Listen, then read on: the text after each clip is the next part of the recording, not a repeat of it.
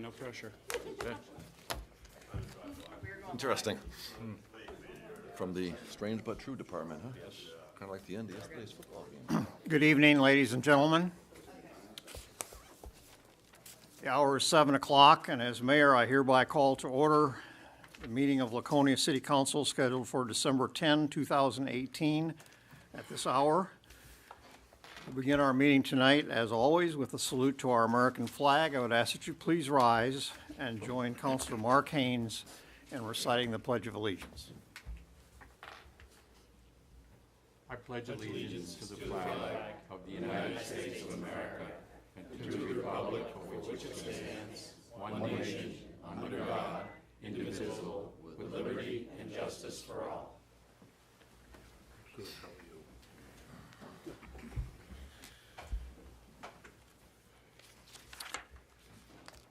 Thank you. For the record, I'll note that minutes to tonight's meeting are being kept by City Clerk Cheryl Hebert, and I'd ask that she please call the roll. Councilor Cheney? Here. Councilor Bounds? Here. Councilor Littman? Councilor Lippman is not here at the moment, but I believe he will be, so if the minutes can reflect that when he comes. Yeah, I recorded as a here, too. Councilor Haynes? Here. Councilor Hamel? Present. Councilor Hosmer? Here. Mayor Engler? Oh, I gotta go with present then. I can't leave Councilor Hamel all by himself. Thank you. All right, let the record show that at the beginning of our meeting tonight, 5 of the 6 councilors are present and a quorum has been established for this meeting. We'll also note for the record that the city council is joined at the front table tonight by City Manager Scott Myers. First order of business is presentations, and I'm going to come around front for this.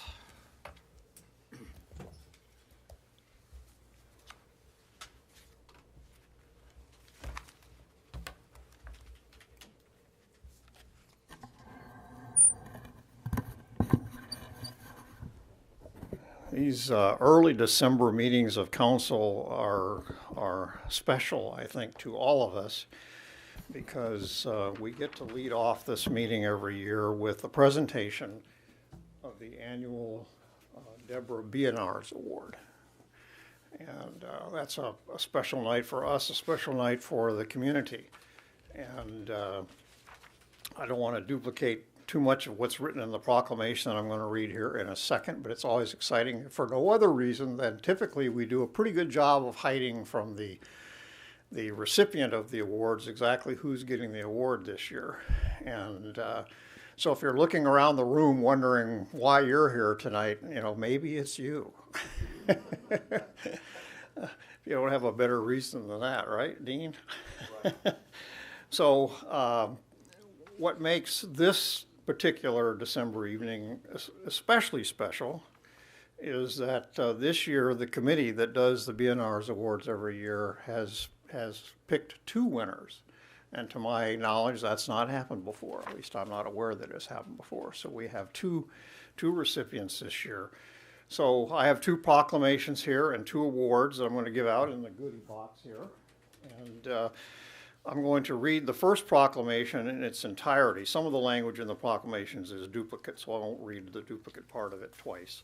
But the first part of the proclamation includes a background on the award itself, so I'd like for us all to be reminded of why we're doing this and what it's all about. And then on the second award, I will simply read the part that talks about the honoree.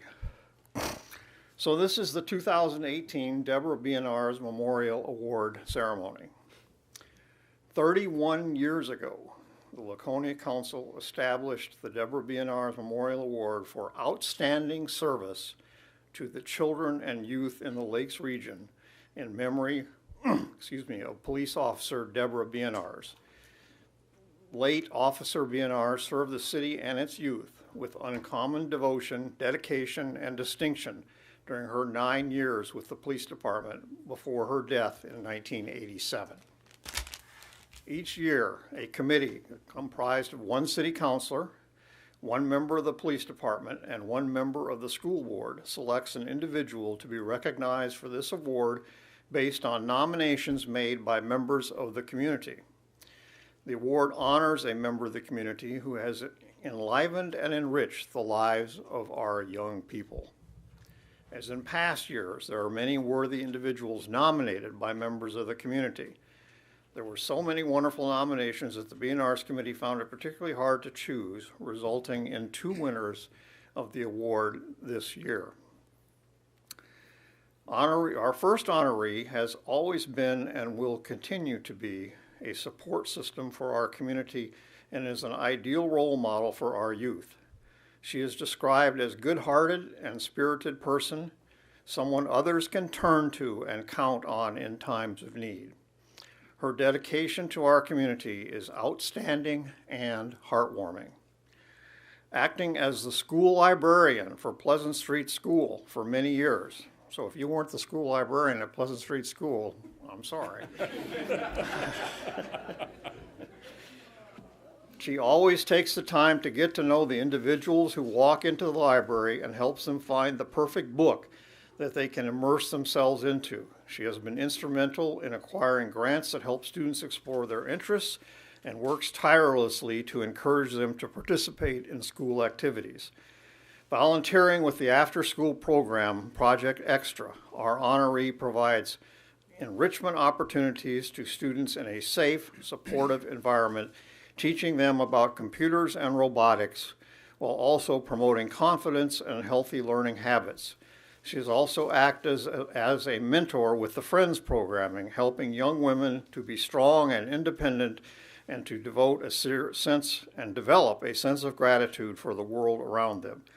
She is active in the Circle program, designed to help young women coming from low-income families to develop and grow in their confidence, social connections, and self-love.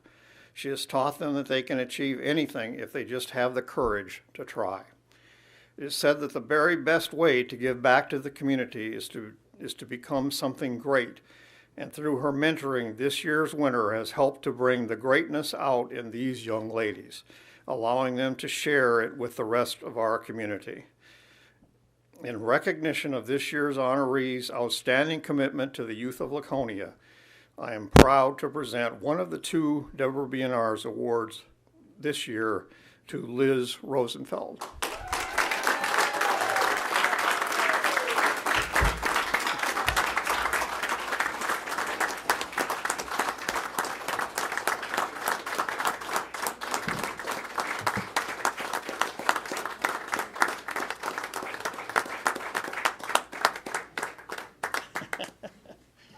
And you get a handsome plate, too. I'm very honored. Congratulations. Thank you so much.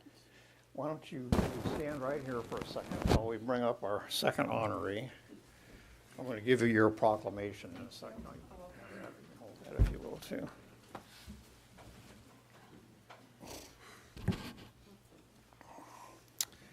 Okay, as I said earlier, I'm going to skip the first half of the proclamation here again because it's a repeat of what I just recited for Liz, and start with the paragraph that talks about our second awardee this year. Our second honoree has served as an instrumental asset to the youth of our community for many years. He continuously showed his support, providing encouragement, teaching confidence, how to take responsibility, and the realization of what is important in life. Acting as a Lou Athanas Youth Basketball League coach and starting the Laconia Pride AAU program, this year's winner had a significant impact on countless young girls' lives over the years. Giving up many weekends, his enthusiasm and dedication encouraged the girls to love the sport of basketball. Throughout the years, these qualities helped mold them into the individuals they are today. Under his guidance, they learned passion, commitment, and determination, and how to always have each other's backs. At a crucial time in their young lives, he taught them responsibility, the importance of being a member of a team and becoming a family, and together they created memories that will last them the rest of their lives. In a world where it is common for people to pat themselves on the back and not give credit to others, this year's winner stands head and shoulders above the rest, often knowingly and unselfishly changing dozens of girls' lives for the better. In recognition of this year's second honoree's outstanding commitment to the youth of Laconia, I am extremely proud as mayor and pleased to present the second 2018 Deborah Bionars Award to Bob Dasati.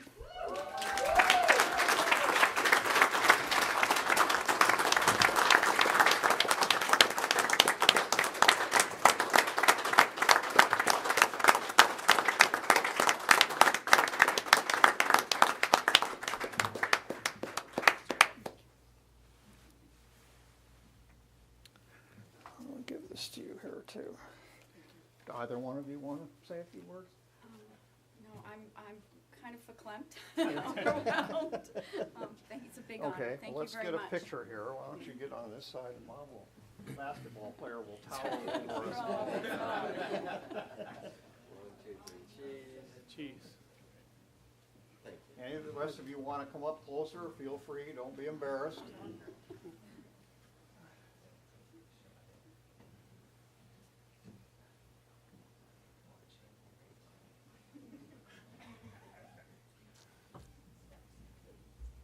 Come on up front if it gives you a better picture, don't be shy.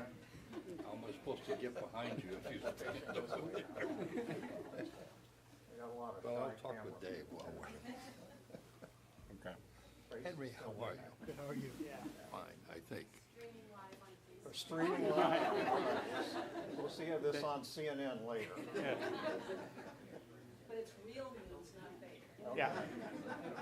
All right, do we have it? Anyone else?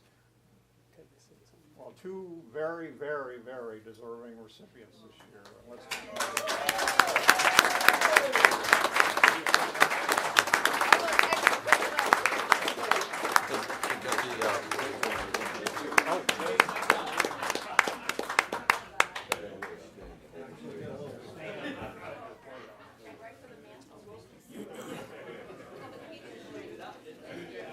Congratulations.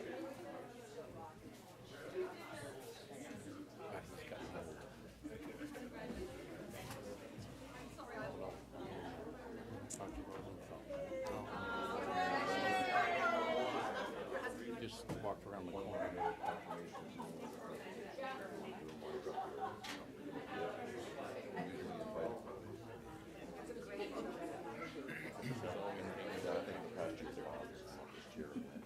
Just to be a co-presenter.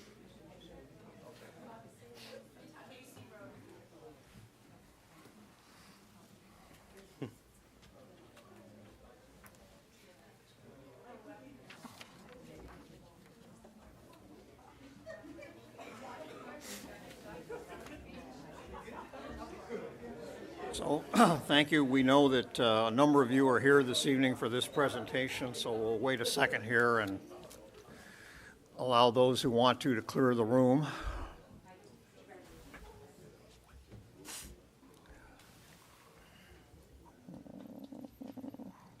got rid of the gang.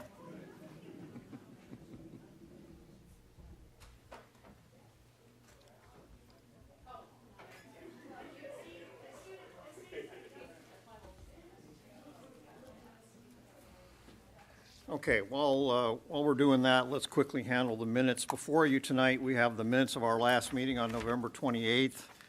On November 26th. Those minutes were distributed to the council 2 days later on the 28th. No corrections were submitted to the clerk's office, so unless there are any corrections at this point in time, I'm going to declare that the minutes to our November 26, 2018 meeting are accepted as submitted by the clerk.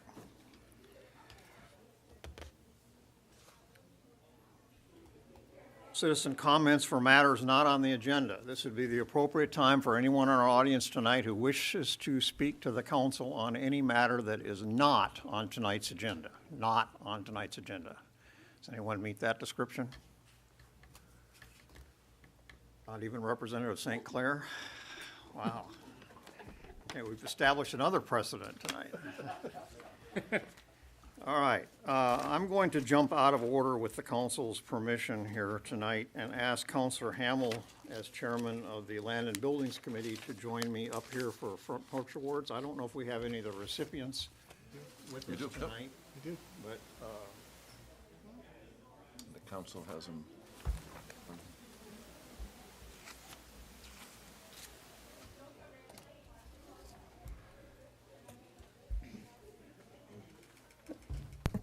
upon occasion, the city Land and Building Committee, City Council's Land and Building Committee, acting on behalf of the city council, and the city likes to recognize specific building or improvement projects in the city for their excellence in upgrading the overall look and appeal of our city.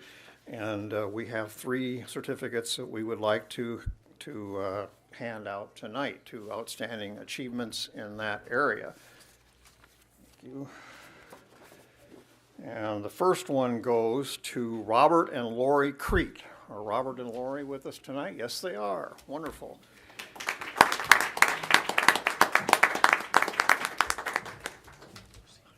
Hi, congratulations. Robert, congratulations. Ms. Councilor Hamel. I was fine, no Lori. Yes, we will. And we have a certificate here for you, and their property is at 95 Fair Street. And I travel down Fair Street all the time, and those who do the same couldn't help but notice the amazing job that you all have done on that property over the last year or so. And on behalf of all your city residents in Laconia, fellow city residents, I congratulate you and thank you both. Okay? There you go. Have that. All right. Thank you. Thank you.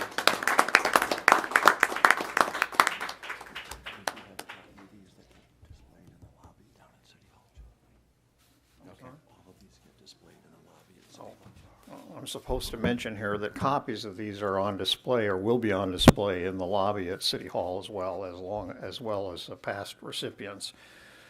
Next one I got here is in recognition of outstanding renovation efforts going on at one of the city's landmark buildings, pun intended, and that is the Landmark Inn Hotel at 480 Main Street. And the owners of that are Mahendra and Raji Patel.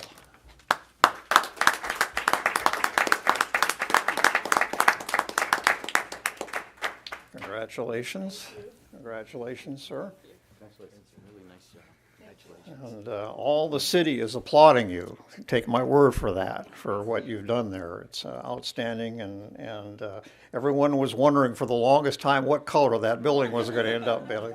And I think a lot of people were hoping it wasn't going to be the blue that was on there for a while, but it has turned out to be an outstanding project, and we thank you and appreciate you both. Okay?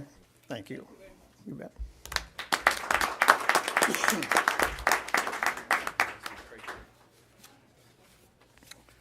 And finally, near and dear to everyone's stomach, our final award for this go-around goes to JLF Realty Limited Liability Corporation, the owners of 233 Union Avenue. And for those of you who don't recognize the number, that is Goody Good Donuts at Busy Corner. Is someone here from JLF Realty? Yes. Jim?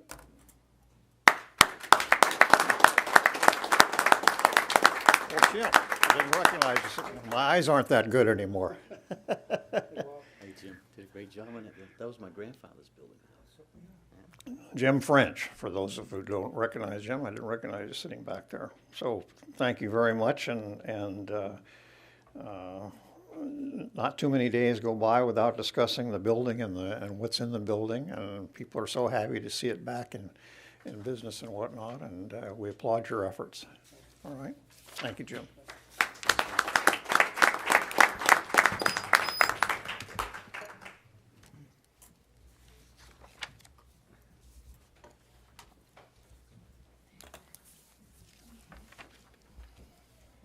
Thank you for letting me know. Too much.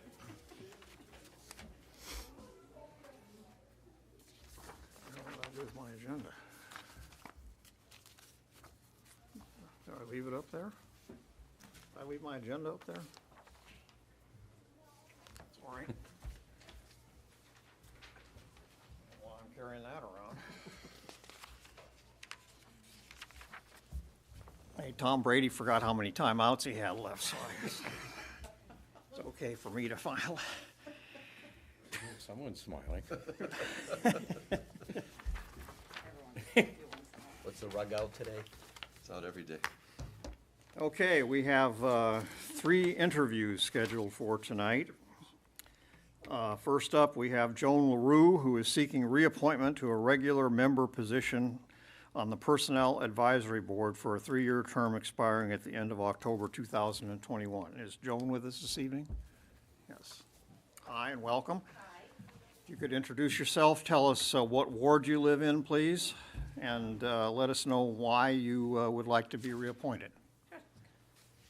Oh, good. Yeah, that's great. Can you hear me now?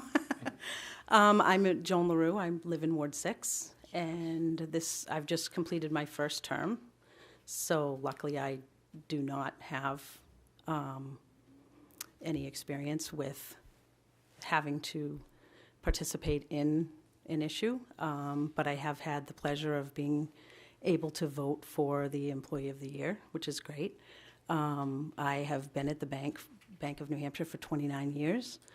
I have had several employees over the years who have had some issues, both with each other, both with management, so I am very experienced in that middle level role. I don't know if you have any questions for me. Any questions or comments for Ms. LaRue? Just thank you. Thank you. I guess not. Okay, Thank you. thank you. I will say too, before we get our to you and to our 2 other interviewees tonight, that under council rule, we typically do our interviews on the first meeting of a calendar month, and the appointments themselves are made at the next meeting. So we will take up the actual votes on the appointments at our, what are we meeting on the 27th of December. It is not necessary that you be there, but you're welcome to attend if you like. Okay, thank Okay. you. And the same goes for the other 2 gentlemen. And next up is Wesley Bates. Is Wesley here? Wesley is seeking appointment to a regular member position on the Conservation Commission for a 3-year term expiring at the end of August 2021. Good evening. Wesley Bates. I live in Ward 3. I lived in Laconia for about 1.5 years now, and I grew up in New Hampshire. I attended University of New Hampshire. I have a degree in environmental conservation with a minor in forestry and sustainability. I've always really had a great passion for the environment and being outside, and I think this would be a great opportunity for me to get more involved within the community and to share my passion with other people and to put that knowledge to use. Okay, thank you, Mr. Bates. Any questions or comments for Mr. Bates? Sounds like the perfect candidate. I guess not. Thank you for coming. Thank you. Again, we'll be voting on this at our next meeting. Finally, before the next appointment has to do with the trustee of the trust funds, what, may I ask the city manager before we get into this, what the vacancy was caused by? I think the position has been vacant for a little over a year ago, or a little more than a year or so. So there's only been 2 for, Yes, we've had 2 probably for the past, I believe, if I'm recalling correctly on this one, it was the seat that Don Flanders had held okay. in his passing away a little over a year ago, I believe, so. All right, so we have B. Randy Haas, who is seeking appointment to a regular member position of the trustee of the trust funds for a 3-year term expiring at the end of March 2021. Mr. Haas, welcome, Thank you. and floor is yours, sir. Okay, I'm with Ward 1. Lived in Laconia now for a little over 37 years. At one point, I managed these funds when I was at First and H Investment Services, so this will be interesting to be on the other side. Okay, you have Mr. Haas's resume in front of you there. Any questions or comments for Mr. Haas? Sounds like a second outstanding candidate. Yes. Yes, thank you very much. Okay, thank you.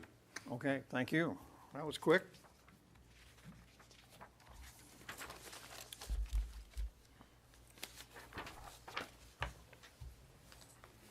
Okay, we are on to mayor's report.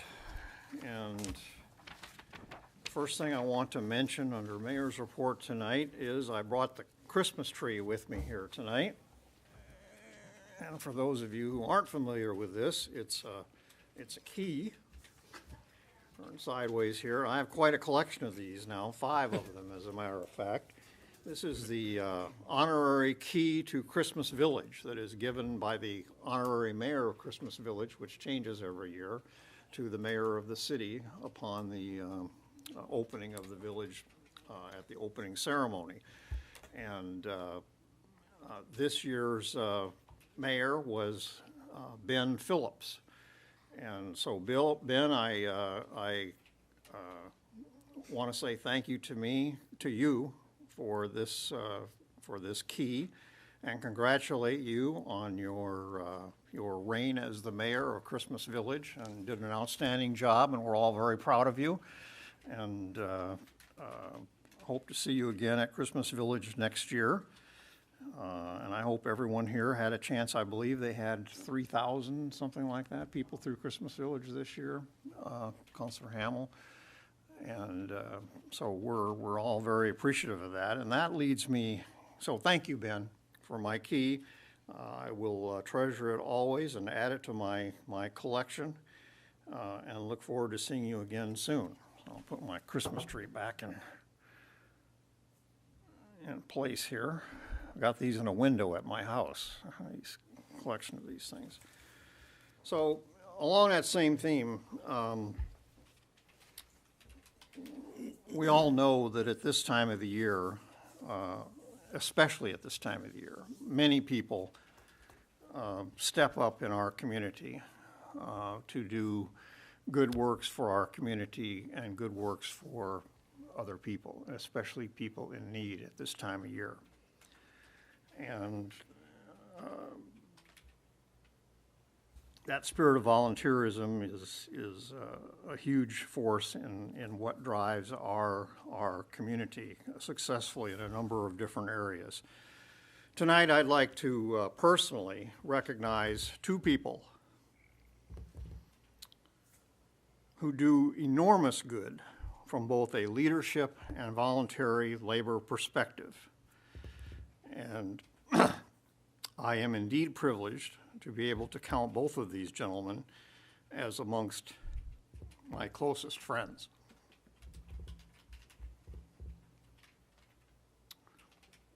Bob Hamel, Councilor Hamel, and Alan Beadle greatly enriched my life as well as the lives of so many others. They are backed by an army of volunteers, among the ranks, not the least of which we'd have to include Bob's wife Kay and Alan's wife Jennifer. But there isn't any question among that army where the leadership for their efforts come from, and it comes from these 2 gentlemen. I think we all appreciate the role the annual Christmas Village at the Community Center plays in the lives of children and parents from Laconia and surrounding towns. This year was especially challenging because of the absence of Armand and Ernie Bolduc. Our colleague Armand, of course, passed away earlier this year, and Ernie, unfortunately, was ill and not able to participate this year. The Bolduc brothers are rightfully credited with being at the center of Christmas Village for decades, but there has also been a 3rd elf hard at work at Christmas Village all these years, Bob Hamel. And this year, from a leadership perspective, he was pretty much on his own. The payoff for Christmas Village doesn't come in terms of dollars, but I think we all know that one has only to look into the faces of hundreds and hundreds of young children coming and going from Christmas Village to see what the payoff is.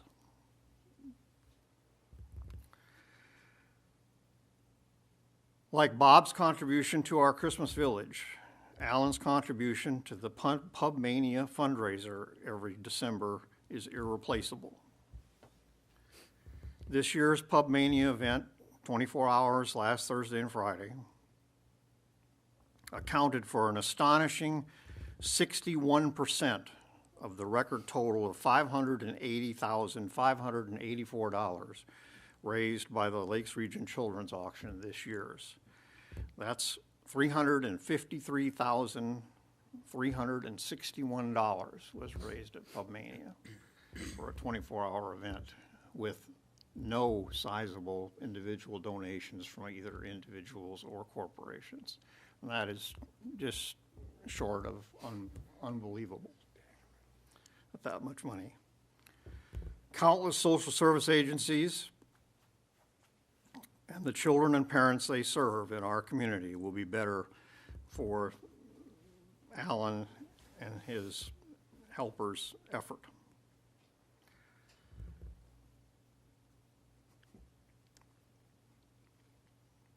So thank you, Bob. Thank you, Alan.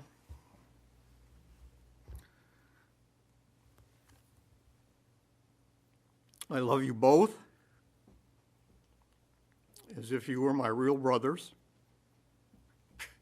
And though you are not at all that much younger than I am, I could not be more proud of both of you if I were your fathers. You're the best. Thank you.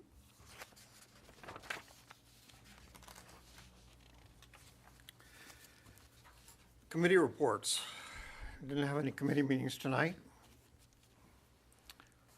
Anybody have any committee business that needs to be discussed? How about liaisons? Liaison reports tonight, anybody? We'll just have our second meeting of Master Plan Steering. You're not even in the same county as your microphone, Counselor. Where is my microphone?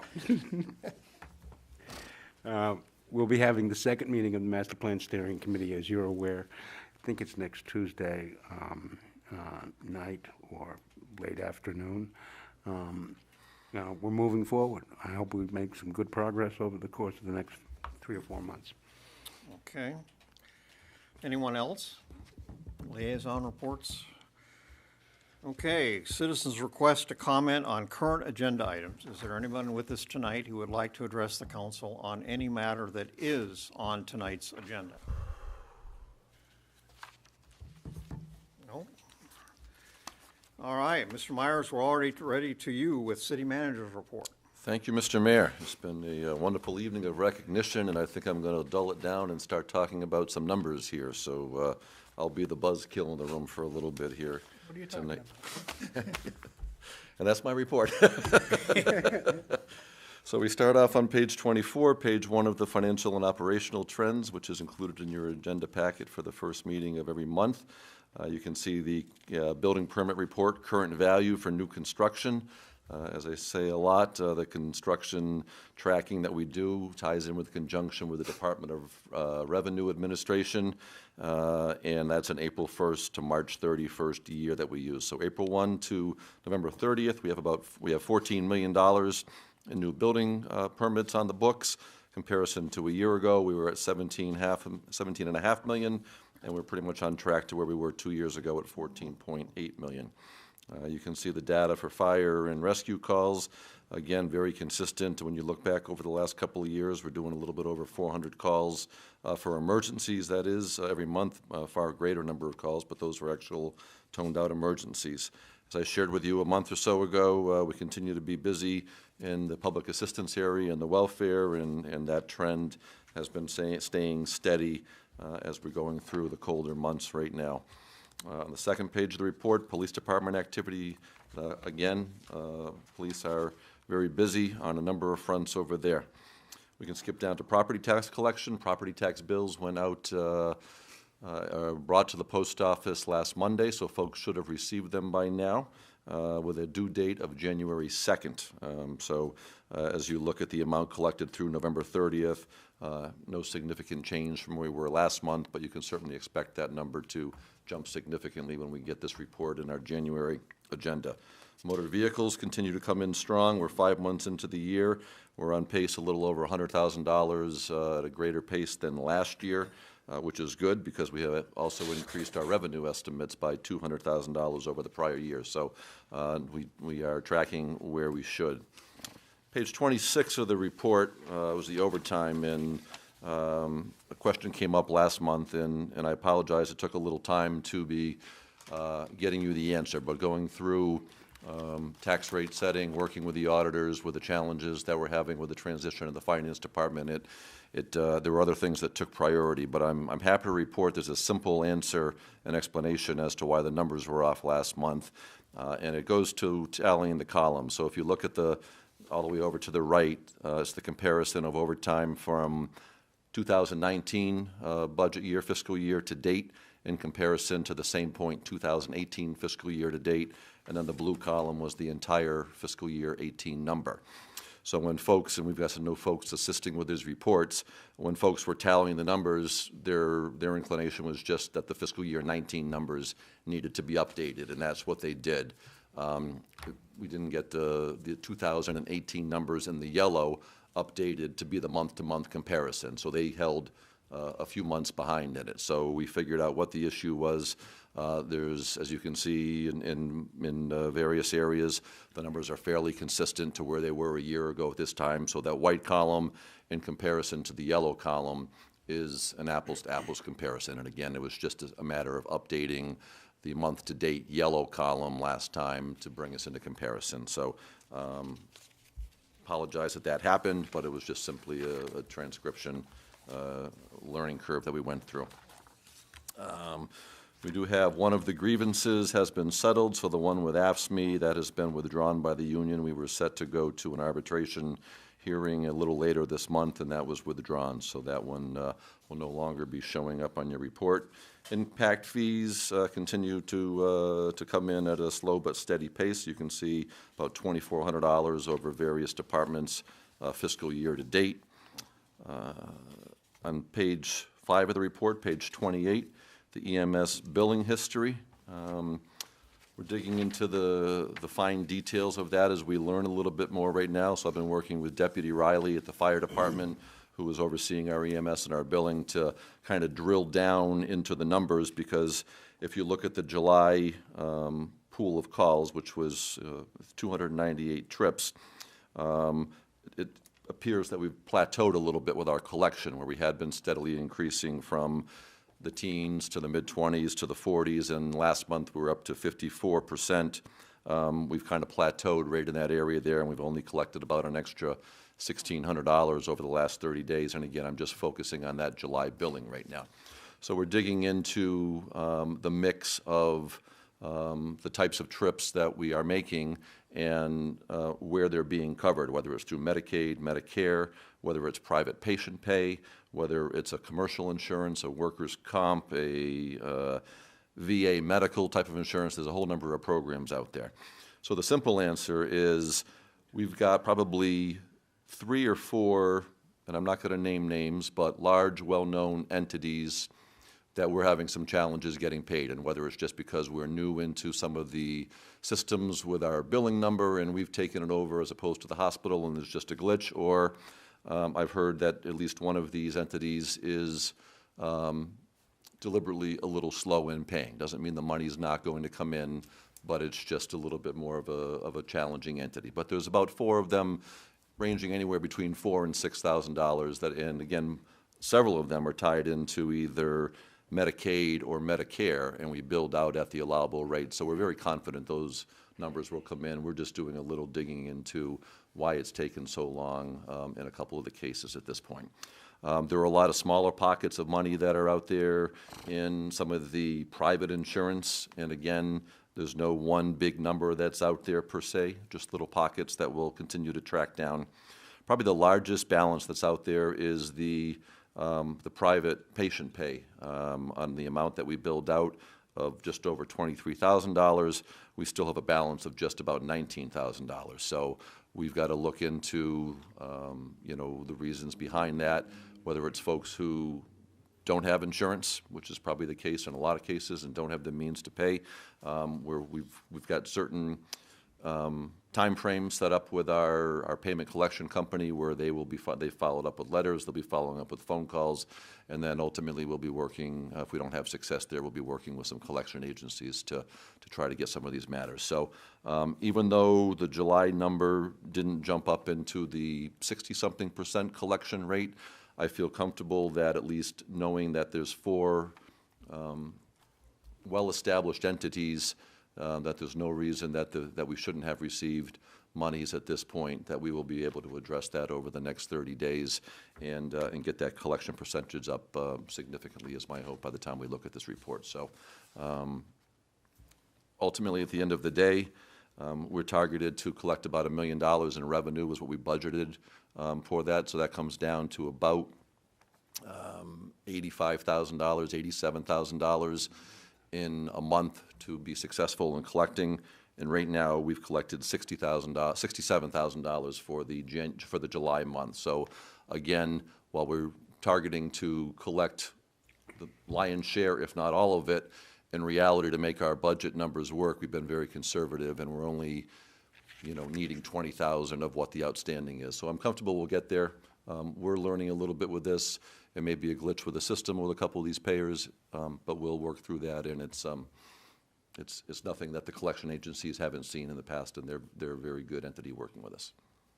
When you say entities, is that shorthand for third-party payers? Or are we? It's some of the large insurance companies that would have recognizable names. Okay. We'll just leave it at that for the time being.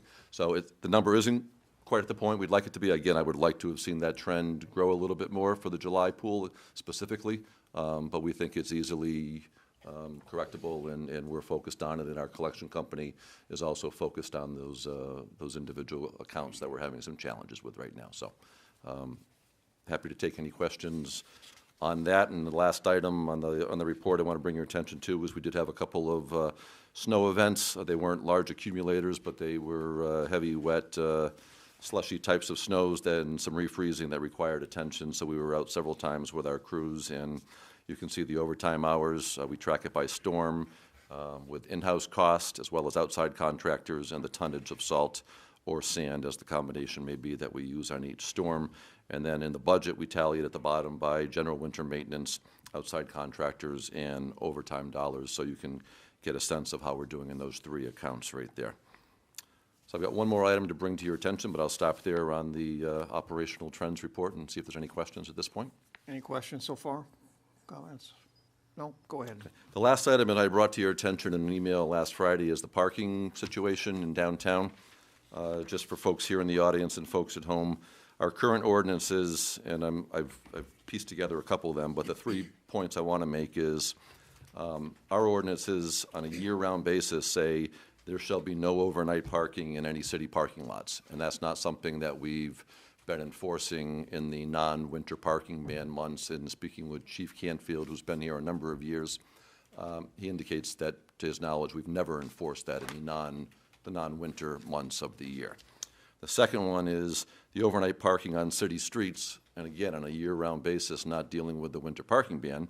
Our ordinance says, no vehicle shall be parked on a public street to remain continuously so parked during the period from 12 midnight to sunrise. We have not been enforcing that. There is plenty of on-street parking that occurs through the overnight hours, again, in the non-winter months of the year. And then the winter parking ban is very specific, that says no one should be parked on the street between the hours of midnight and 6:30. And that's what we do go out in and target and enforce, and sometimes we try to find owners and give them a first warning before we ticket, and or if it does occur during a winter storm, occasionally we need to tow vehicles if they're in the way, although that's the last resort for us. It's been brought to my attention that some folks who have been renting units in the downtown have been parking in one of the municipal lots over on Main Street and hadn't been getting any tickets for the overnight parking until the winter parking ban went into effect, and now they've started to get tickets for doing the exact same thing they were doing the rest of the year, so to speak. So one of the building owners asked if there was anything we could do. I know there's several communities in the state, over towards the seacoast in particular, who have gotten away from the traditional winter parking ban of it being no parking from this date to that date. And it's come with the increased use of social media. There's a lot more ways to get information out to people, whether it's through Facebook or Twitter accounts or opting into some phone, kind of a reverse 911 calling system with people who, you know, enter their phone numbers into the system and want to be contacted. So, in speaking further, we know that the committee is working through some rezoning initiatives right now and looking to consolidate some of the downtown items. We know that when the Colonial Theater comes online, we're looking at parking, we're discussing the parking garage. So rather than come and try to look at these ordinances that really are restrictive of parking, and we haven't been enforcing some of them anyway, I'm looking to work with Public Works Director and the Police Chief and try to do a little administrative pilot program of allowing overnight parking just in the Main Street parking lot, because it seems to be centrally located and it can accommodate folks from a number of neighborhoods. And certainly put the onus on those property owners and/or those who are parking in that parking lot, that the onus is on them to be checking how we're going to deliver the information or have the information available for them to receive about nights that they can't be parking through weather-related events, or even if there's nights that we want to go in there and do some snow removal or maintenance type of work. We would put it out through a social media. They would, again, have the responsibility to be reviewing it. And on nights that we've got activity going on with our crews, they would not be allowed to park, and they would not be parking there. So that's kind of the Reader's Digest version of what we think is a good compromise. A couple of the buildings have recently changed hands in the downtown. Some of the owners coming in are improving those buildings and the apartments that are inside the building.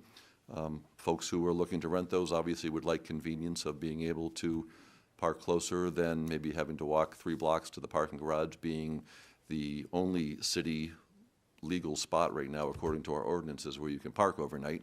And again, take the responsibility of knowing that they have to move for weather events. So that's what I'd like to do in conjunction with the chief and the public works director, and put the word out and have people opt into it and know that, you know, the responsibility is theirs to check and get out of the way if weather is coming or if we're doing maintenance. Questions, comments? Councilor Hamel. Are you going to be looking to assign a person to a spot? I don't think so at this point. I don't want to have to go around and start tracking and figuring out who's there and that type of stuff. And depending on snow volume, some spaces might disappear. I just think if we allow parking to occur in that lot, it helps some of these property owners who are investing in their buildings, and gives them a little time so we can work through. If it's something that, as we go through and have a discussion about parking and who's responsible for paying for it, and does the city want to maybe look at some parking permits in certain area or passes, whether it's for daytime or overnight hours, it would give any landlords the opportunity possibly to incorporate those fees into their rental price if they're able to tell someone your rent is X, but it includes a permit, or, you know, you're able to get a permit for so much for overnight parking in this lot type of thing. So just looking for a common sense approach, because winter is upon us and this is an immediate kind of action needed, and use this as a test case to go through the winter, and then maybe as we start looking more comprehensively at parking in general, we can incorporate, you know, this into future things for the following year. But I do think it was an eye-opener for some people who are new to renting in some buildings downtown and were able to park in September and October with no problem, and all of a sudden November 1st hits and there's no snow on the horizon and they get a ticket for doing what they had done the night before type of thing. Is the Main Street lot, is that a 2-hour lot, or is that no time on that one? It's 2-hour during the daytime. So obviously if they're parking there. That'll still be enforced? Oh, absolutely. So just it would be for the overnight hours for this winter as a test.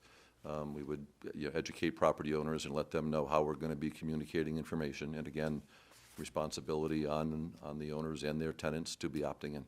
Okay, because if that was the case, that they could park there all day too, then it wouldn't be fair to No, people in absolutely. other areas. It's for the that- overnight hours, and when our regular parking 2-hour enforcement goes in during the daytime, those cars would be subject to being, having to be out of there after 2 hours or be subject to a ticket.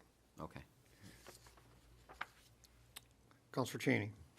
I would hope that in the course of this, you'd look at this for the whole city, not just for the downtown parking.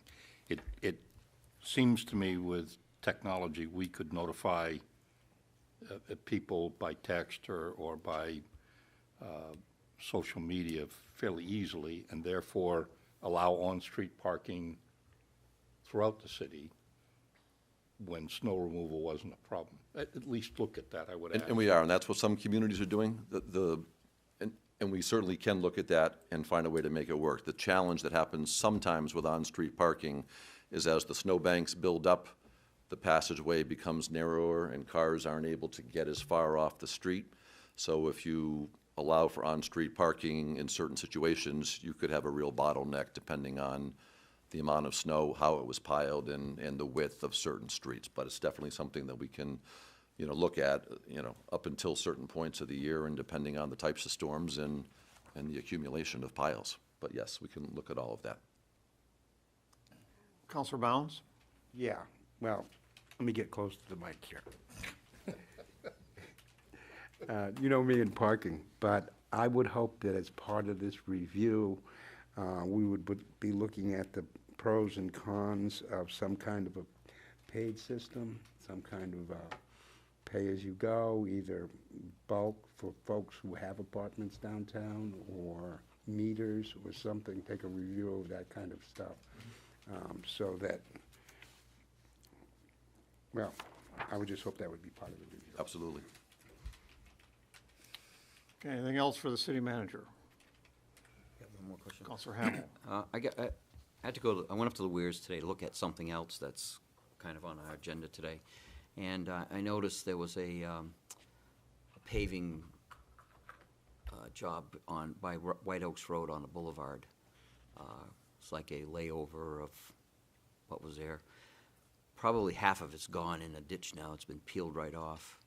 So I was just wondering, what kind of bang for the buck we got for that, if they did it too late in the season, didn't put down the solution to hold it down, or Let me get the specifics on that for you, and it's right at White Oaks Road, intersection up a ways. There's not much left to Right. it.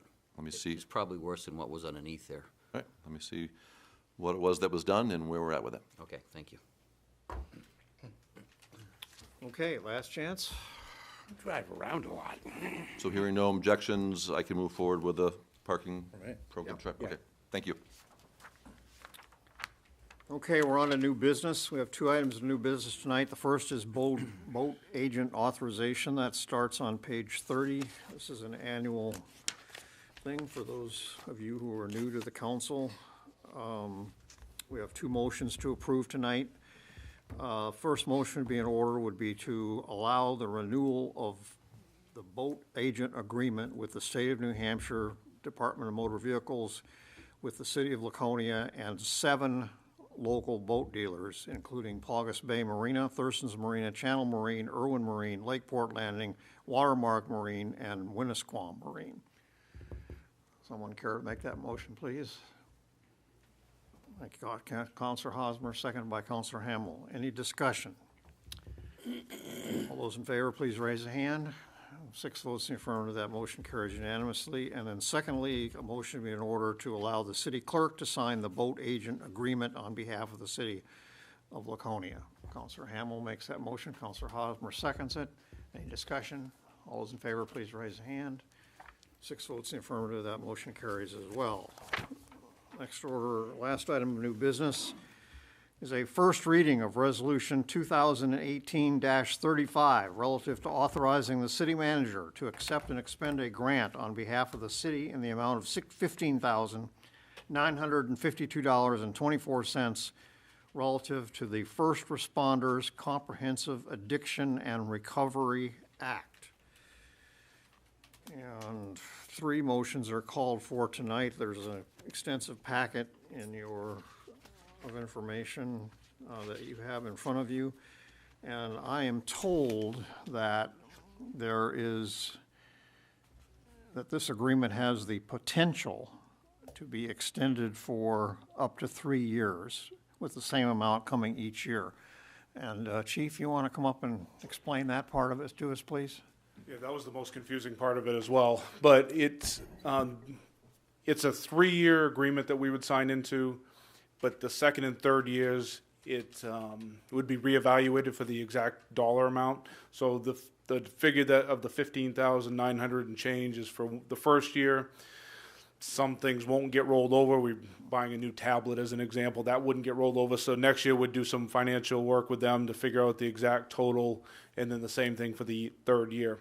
And obviously, this is the negative side of it would be there could be a chance where the grant money was to run out in the third year and they wouldn't, honor that. So it's a 3-year deal. The first year is the number in front of you. The second and third year would be adjusted as needed. So I don't understand. Will this come before us again next year? So that's why we'd like if when you move this along for a grant for up to 3 years for this dollar amount, because if we approve it for up to the 3 years now, we can include it within the budget figures of where we have identified known grants, and therefore we don't have to bring it back to a first reading and advertise a public hearing and do it again. So with the motions, if we said in the dollar amount for up to a period of 3 years, assuming that the additional funds materialize in years 2 and 3, we can handle it administratively within the budget because it's been approved. If it doesn't materialize, then we wouldn't include it anyway. So how would you modify the Well, I don't- proposed? Go ahead. Sorry, go ahead. I don't see that language. That's what. Because we had the question on it that we found out the answer to that once the agenda was published, because we had talked about it could be 3 years, but there's no guarantee it's 3 years. So what do you need to change? In the second motion, when we get to the dollar amount of the 15,000, we could say for each year, for a period of up to 3 years. And that would cover us from, if the dollars continue to materialize, not having to bring this back and go through a couple of meetings for some relatively small monies. So don't we need to change the resolution itself to say that? We will do that. So if you amend it tonight to reflect that, we'll amend the resolution and we'll update that for your next agenda meeting. Okay. Yes. Any questions for the chief about what this money is going to be used for and whatnot while he's up here? Counselor Hamel? Yes, and this is just for my information to enlighten me.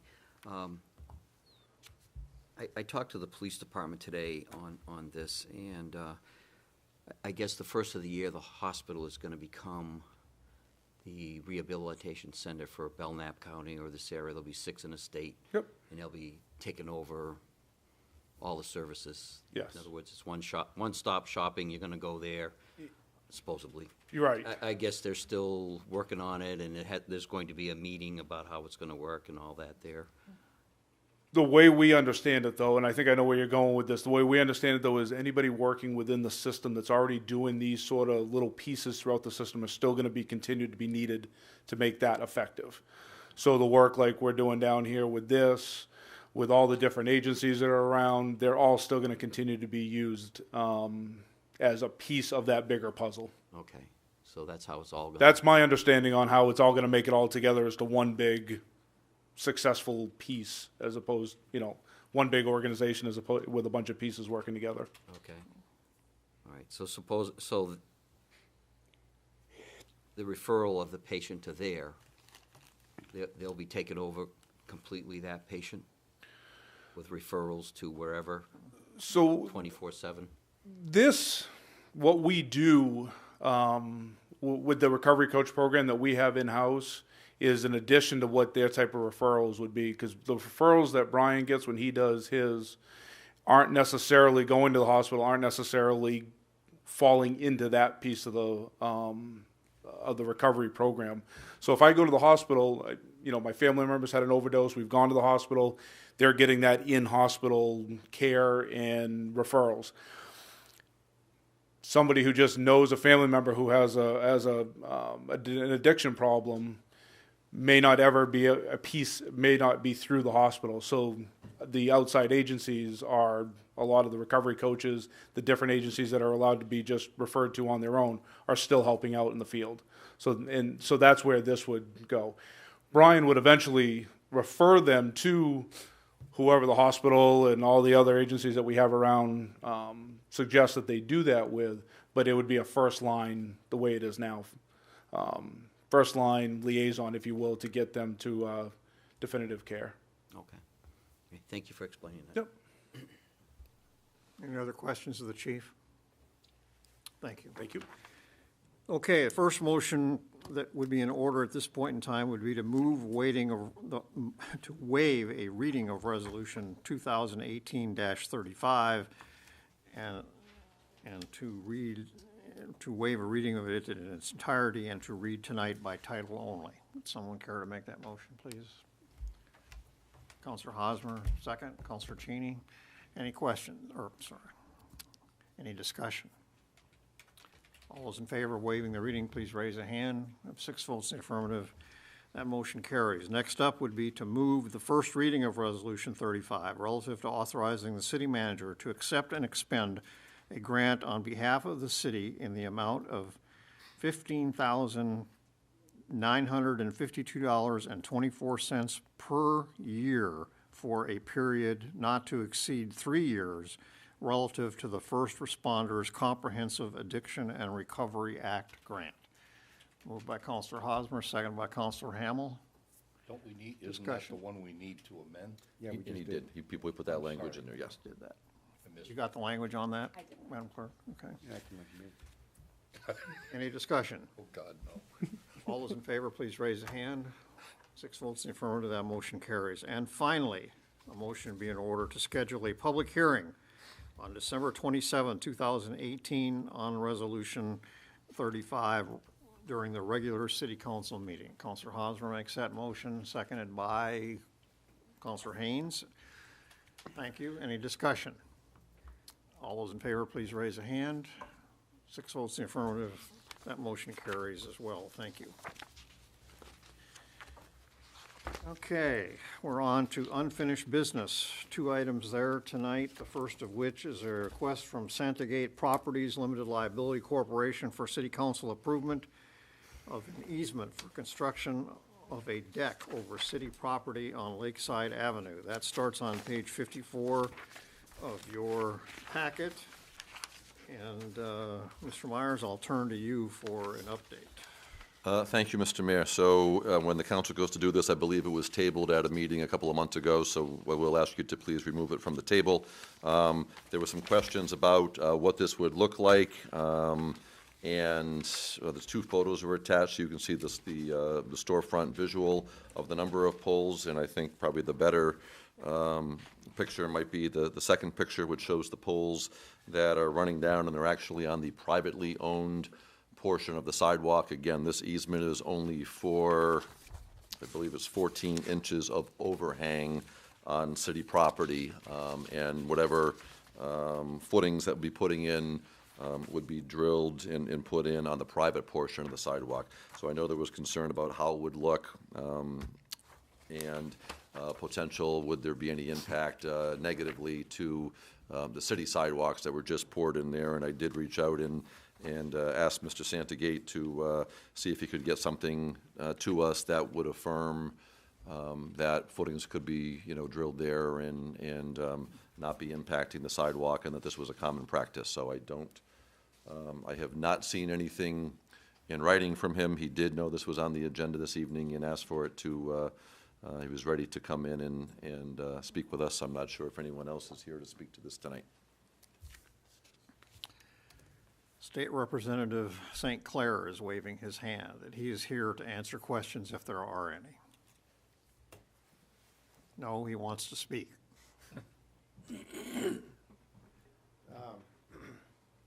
Nice tie. Thank you very much. Thank you. It's a lot of work finding one. I think, and I'm speaking, I think what has happened is that Anthony has made a large acquisition, is that the right word, acquisition, at the Weirs on Lakeside Avenue, very recently, within the last week, and I think this was off his radar, and I apologize for that. I know he had planned to get some reports into you as far as the sidewalk drilling. So if it's possible, I would ask if you could table this again until he can get those reports to you, or not. That's totally up to you guys to do as you will. But I think that's what's happened with this, is that he just totally forgot because of this other project he's jumped right into. It's up to you guys, but that's what I think has happened. Thank you. All right, thank you. So parliamentary question here. You mentioned that this had been tabled. So do we need to bring it off the table tonight, or can we just leave it there? If your request for information has not been satisfied, which I'm thinking it probably hasn't at this point, I would probably just leave it on the table, and when we get that information, we can place it back on the agenda, and you can take it off the table at that point. Anybody object to that approach? No, but I have a question. Yes, sir. Or a comment on this. I went up there today, that's why I saw the boulevard. The picture here kind of is a little deceiving. The sidewalk that shows the white columns on it looks like an old sidewalk that's been there forever. That's not the case. Our new pavement goes right to the wall of that building. So if they own 14 feet, which is probably at the seam that we can see that runs along the sidewalk there, did they pay to have that portion of the sidewalk put in? I know we had some agreements with a couple of property owners down there with easements and different things. I don't know the exact payment or if anyone paid for that. It's not 14 feet, I just want to be clear. The easement that's being requested for the overhang is the balcony area will hang over the city sidewalk by 14 inches. So the remainder of that outside deck balcony structure, as shown, is all over private sidewalk except for 14 inches of it. But my understanding is where the footings are going are on private property. It's just going to hang over the city sidewalk, but it doesn't impact us for any city operations of plowing or maintenance or that type of stuff. So the poles are on his property? The poles are on his property, and maybe Wes can help me with the... The deck itself extends a little over a foot over the poles. Yes, and that's the part that comes out and overhangs on city property. But Counselor Hamel is asking if during the Lakeside renovation project, did we pay for a new sidewalk on his property? I don't know the answer to that off the top of my head. I will get you the information. That goes back a couple of years, and I know we had easements with a number of, or documents with a number of property owners along there. By the way, some of the property lines ran in private sidewalk versus public sidewalk. Okay, well, we're just gonna leave it on the table. Counselor Cheney? Looking at it, it appears to me that he shows tables in the front of that on one of those photographs. And they're still there. But if you look at that long shot, it doesn't look like there's room for those tables. Well, there's no poles there now, but there's picnic tables there. Yeah, that they have. there are. The tables are currently there right now, and they're used all season, and they're good-sized picnic tables. So they would be situated in between the poles and basically come out as far as, The overhang. yeah, the overhang right there. They would end, so we still have plenty of width and passerby space for pedestrians, strollers, wheelchairs, all of that stuff. There's no impact. They're not coming out on that, as far as that full section, second section of sidewalk. Counselor Lippman? In terms of the engineering standard for what's, those poles will handle for weight and occupancy, and is that part of the review? Yes, I think it was designed on the second page in your packet by Farwell Engineering Services. So however, they are showing the footings, and again, the detail is kind of small there, but they're showing a 10-foot concrete pier 48 inches below grade, and with going into some kind of base there. So he does have a full engineered drawing, stamped, of this project. So the engineer has certainly looked at the bearing loads and that type of stuff to it. Have we had anybody look at this engineering by Farwell to determine if it's accurate or reliable, or we just trusting it? I think an engineer as a professional who is putting his signature and his stamp on something, that's very well accepted in the world. We could do peer review, but I think it's a relatively small project. It's not a city project, and again, I think unless you know something I don't, a stamped drawing with someone's signature on it is it's fairly solid. I mean, nothing's 100%, but I'm comfortable with that, I just was. It's like trusting a lawyer. That's a dangerous proposition. I'm sorry. Counselor Lippman? Is there a specific occupancy limit of people up on?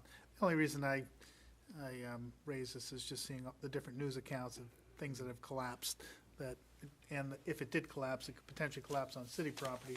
So I take as an extra interest. Not to say that it isn't engineered well, just do we have a specific number or limit of people that can? we would certainly work with our code and limit, put like you would with any occupancy as to what the load is, how many people could be in there. Under the discussion, we've indicated too that there'd be a number of conditions that we would handle administratively with the planning department, including noise, types of beverages, what beverages could be in out there, so you're not having glass on a second-story deck, you're dealing with those types of things. Noise, we would have the city listed as an additional insured because it's overhanging, so all of those items would be done administratively to make sure the city was protected. Thank you. Scott, does he plan on opening up that wall to the deck more than what it is now? I don't know the answer to that.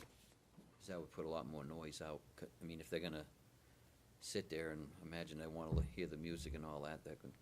But again, he's subject to keeping windows closed this time, as it stands right now, and sometimes that's a challenge and requires a visit by someone because windows get opened on hot nights to let some cool air in type of stuff. So, but again, as long as we had those things in writing, they'd be enforceable, and I think overall he tries to do a pretty good job of providing some good entertainment and food and beverage down there and being a responsible property owner.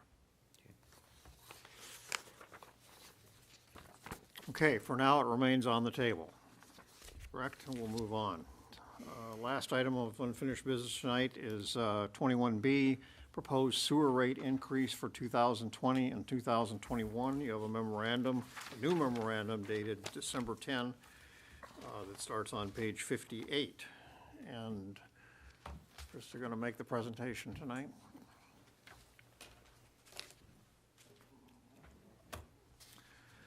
Crystal Larson, Assistant Director of Public Works. Is this the same handout we had weeks ago or new? No. This is new.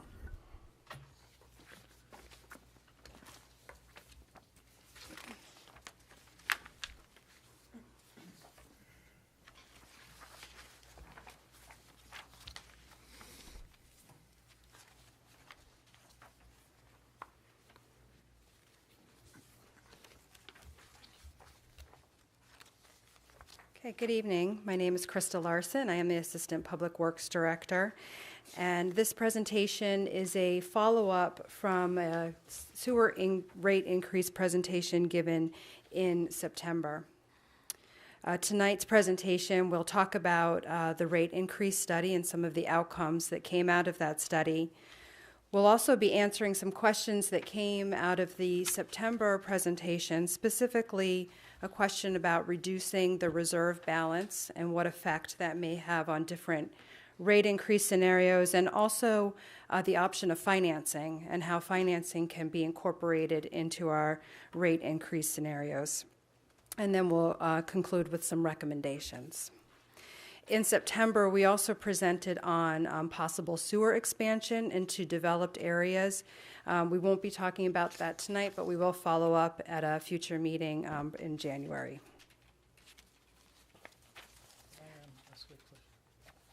Sorry? Yes. Councilor Lippman has a question. So, before you launch into the financial aspects of this, can we get a better sense of what needs to be done to the system that is spending $1.5 million a year, and what is the total investment of what needs to be done? Because, you know, not jumping ahead, but reading the materials that you sent in advance, it just calls into question. It's just a blank number. I'd really like to get an understanding of what has to be accomplished in our sewer system, and it seems like the report is tilting away from financing and putting rates on. So I really want to understand what we're doing here as a beginning point. Sure. So the $1.5 million that we've been talking about for the CIP, in the next 3 to 4 years, we have expecting to spend about half of that amount for sewer replacement in conjunction with our roadway improvement projects. So our Court Street project, our Union Ave projects, about half of that CIP is for replacement of sewers ahead of those roadway projects. The other half is for programs such as cleaning and inspecting our sewers, for lining the sewers, large interceptor sewers that need lining for both structural integrity and also to reduce groundwater inflow. And then some other items such as asset management and SCADA improvements at our pump stations, upgrading of our pump stations in terms of electrical upgrades or replacing pumps, grinders, the mechanical parts of the pump stations. So for as I said, for the next at least 3 to 4 years, we're anticipating needing a certain amount, about half of the CIP for those replacement of the pipes in conjunction with the roadway, and then we'll move into a more aggressive schedule of lining our large interceptor pipes. Go ahead. Krista, what's the average life of the investments that you're making in terms of the asset life of those? Right. I mean, I think some of the stuff we're digging up is 1800s. Right, 1900s. Yep. So, I mean, just amortizing it over a year's time or less just seems to me to be putting too much on the current ratepayers. Right. And we took that feedback that he'd given us in September and agree that, yes, a new sewer pipe should last you 50 years. And even lining, has a pretty long lifespan, 20-plus years. So we did take that into account, and as part of this presentation tonight, we will be recommending bonding for those large infrastructure improvement projects. In some of the mechanicals, though, you would not put at that 20-year right lifespan. Can you give us an example of some of those parts? A pump, a grinder, electrical control boxes would be more in your 10 to 15-year range. Thank you. Okay. Go ahead. Okay, so a little background about the rate study. So in early 2018, Public Works undertook the sewer rate study to determine how our current rate structure is supporting our normal collection system operation and maintenance, and how well it would increase and how well it would support an increase to the capital improvement program. We asked ourselves this because we were seeing a decline in water sales. A majority of the sanitary sewer funds revenue is based on water consumption, which has been declining by about 1.5% annually. We're also experiencing rising costs due to inflation at about 2% per year. So if no other changes were made to the sewer program and the same level of service is maintained, an annual increase of 3.5% is needed just to offset that declining water usage and the rising inflation. In addition, we're seeing an increase to the costs of our CIP program because of our aging infrastructure and to meet the demands of those pump stations and our sewer mains. We also have an increase to our CIP program due to the roadway projects, as approximately 4,500 feet of sewer will be replaced in conjunction with the Union Ave Main to Guilford project and the Court Street Phase 2 project. So again, once we get beyond those roadway improvement projects, we'll become more aggressive with lining of our interceptor sewers as I mentioned, both for structural integrity of those large diameter pipes and then also to reduce groundwater infiltration. If the city's cost share to WRBP becomes based on flow data, then reducing that groundwater inflow would become very important. So the revenue generated from users pays the normal daily operation of the collection system, which includes 18 pump stations and 80 miles of collector pipes. The rates also support our share of costs to the Winnipesaukee River Basin program, which itself maintains about 60 miles of interceptor pipes, 15 pump stations, and a 12 million gallon per day wastewater treatment plant. As previously mentioned, in order to maintain the same level of service for our existing infrastructure, rate increases are needed to keep pace with declining water usage and rising inflation. Also discussed is the need to invest in our aging infrastructure with capital improvement programs in order to keep our system functioning at full capacity. Yes. In terms of if $1.5 million is being spent a year, what percent do you think of the asset lives are in the 50-year category versus in the 10-year category? So I think for the next 3 to 4 years, we're seeing at least half of that CIP, that 1.5 million, in that 50-year or 20-year category. The other half less. That's what we've anticipated for 4 years. As we get beyond the roadway projects, we're doing more cleaning and maintenance type activities. We might see that shift.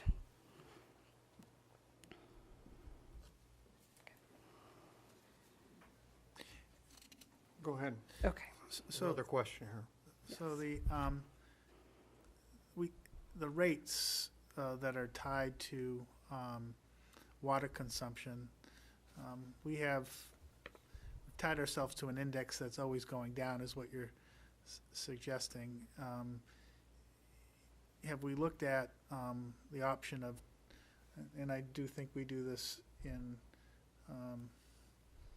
individuals who don't have water, just have sewer, we have a flat rate kind of situation. Are we better off looking also at how we index the cost of this to something different than what we're doing today, or at least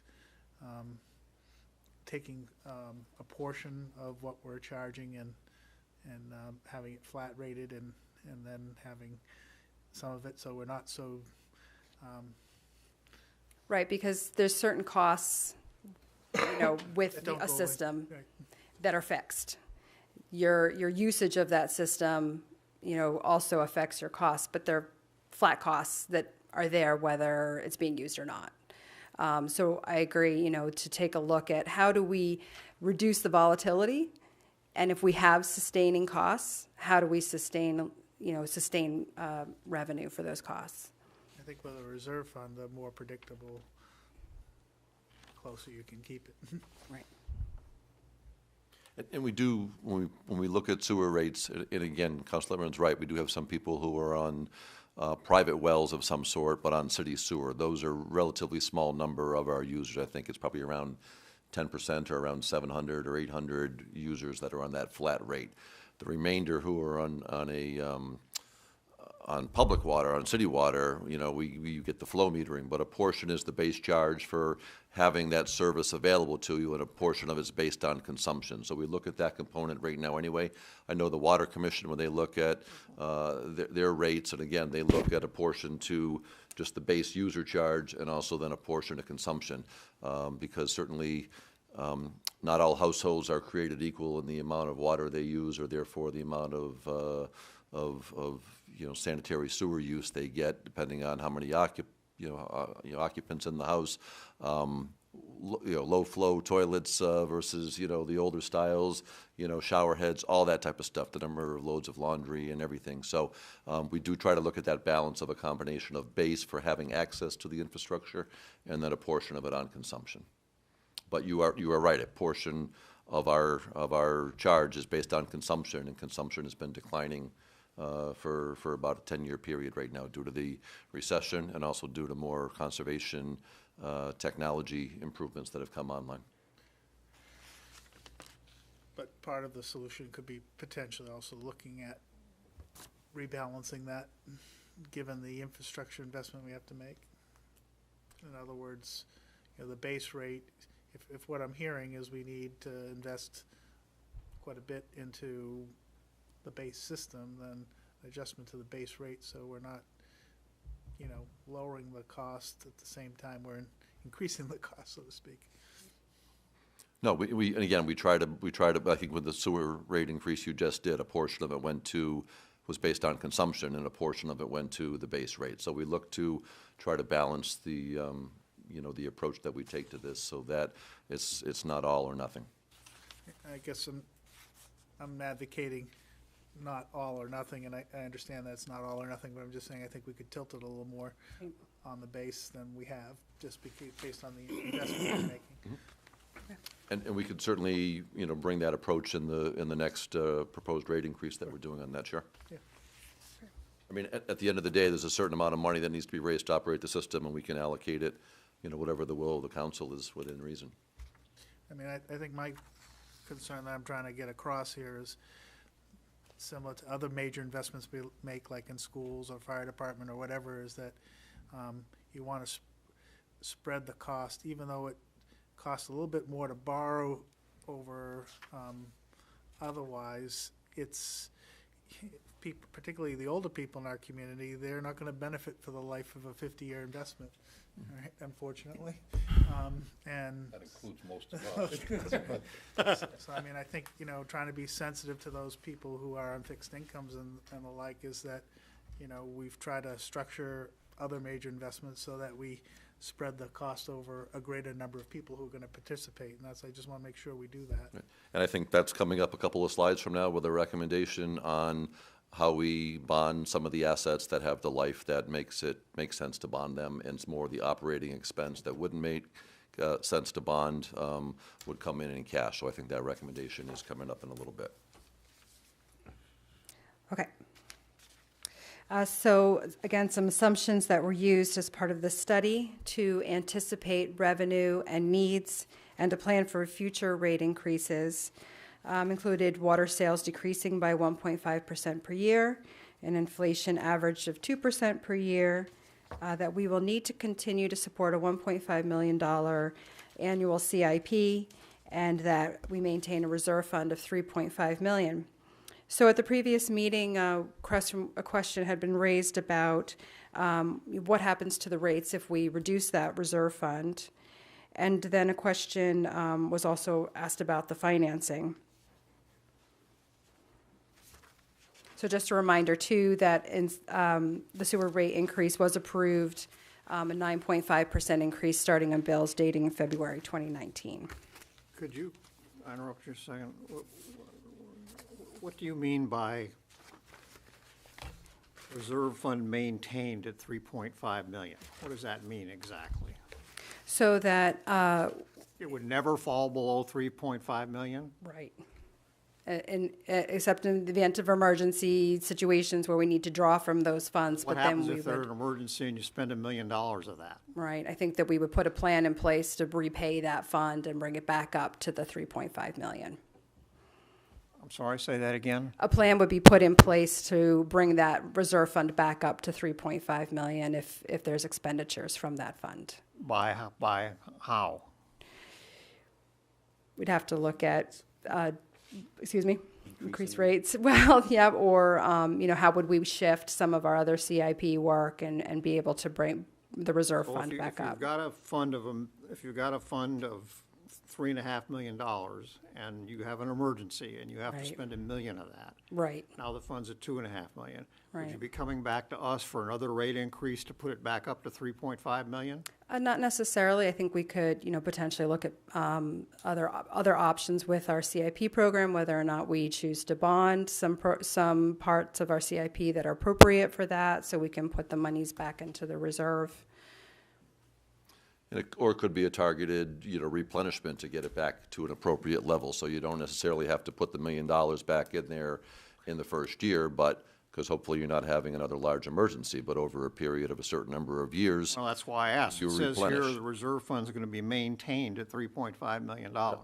Under not having that, scenario of spending $1 million in one day on one event. That's the target. But obviously, if we were to deplete that, as anybody to have a rainy day fund in your own personal account, if you know that you want to have $5,000 parked away for emergencies and you have an emergency at home and you spend $2,000 of it, ultimately, you're going to start repaying yourself a little bit at a time to get yourself back up to what you feel comfortable with as a reserve balance. So it'd be the same scenario here. It wouldn't necessarily have to happen overnight, but we would want to make sure that over a reasonable period of time, we had an appropriate amount of reserves based on the assets of the system and what our exposure is. Mike, just a question. Where do we come up with this $3.5 million number? Sure. So this was a recommendation from the consulting engineer that helped us with the rate study, and the 3.5 represents 50% of our operating budget, as well as some amount of reserve for the Winnipesaukee River Basin program. But really, this money would go towards a system hardware failure of some sort, a pump station or sewer lines, not correct? Correct. An unbudgeted or under-budgeted event. Correct. Or a surprise. Hmm? Or a surprise.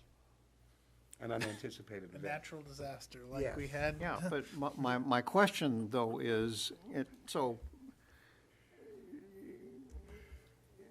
is there an assumption built into this plan that every year there's always going to be something happening we're going to need to go into the reserve fund for? Or is it possible we could go 2-3 years and never touch it?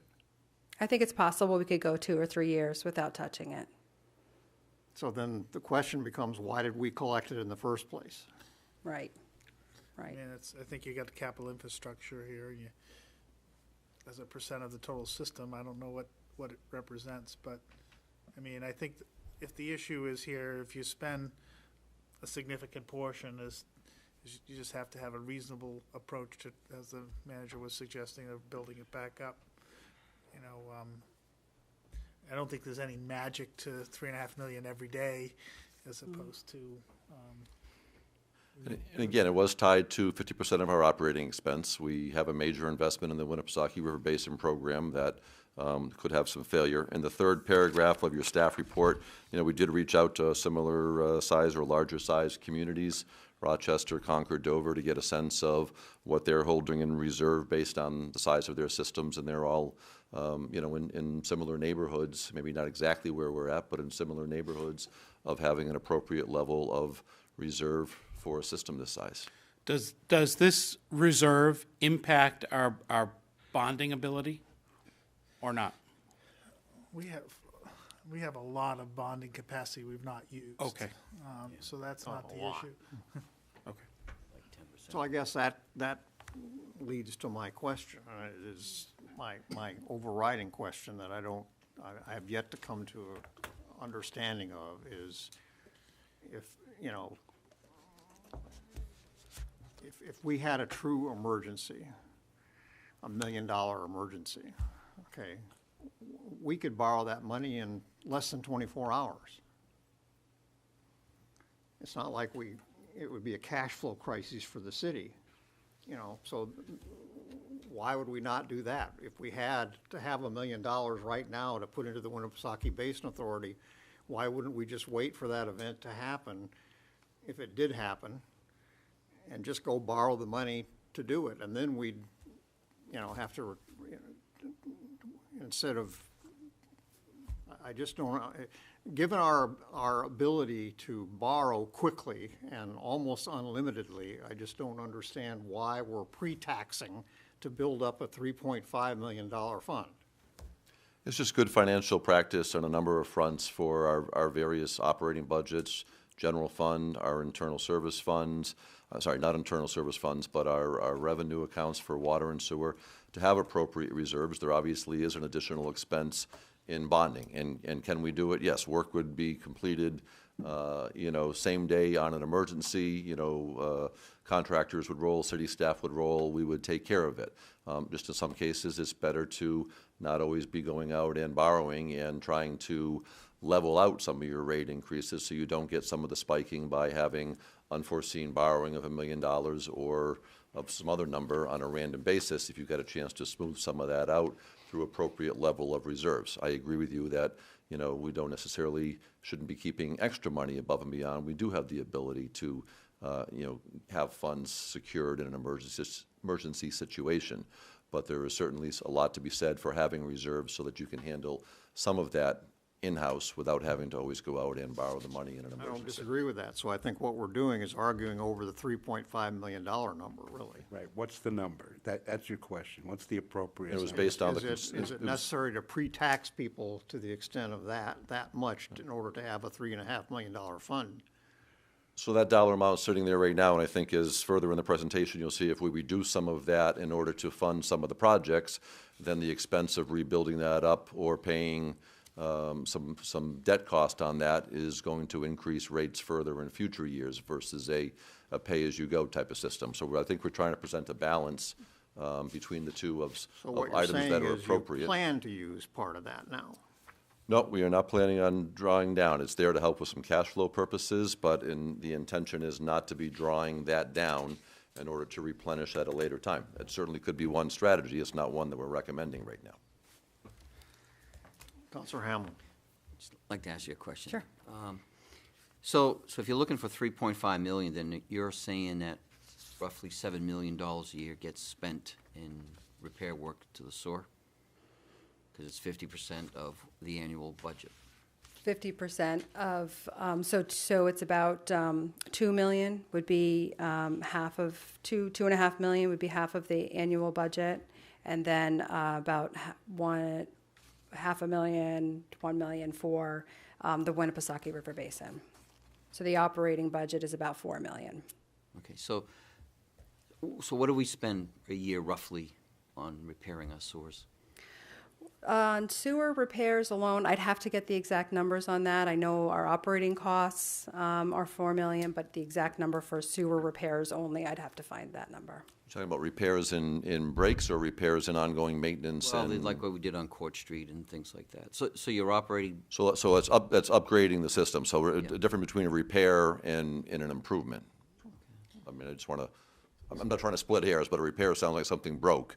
We may be wanting to go replace aging infrastructure, which might be different than a repair. so the operating budget is $4 million per year for all the repairs to the sewer system, roughly.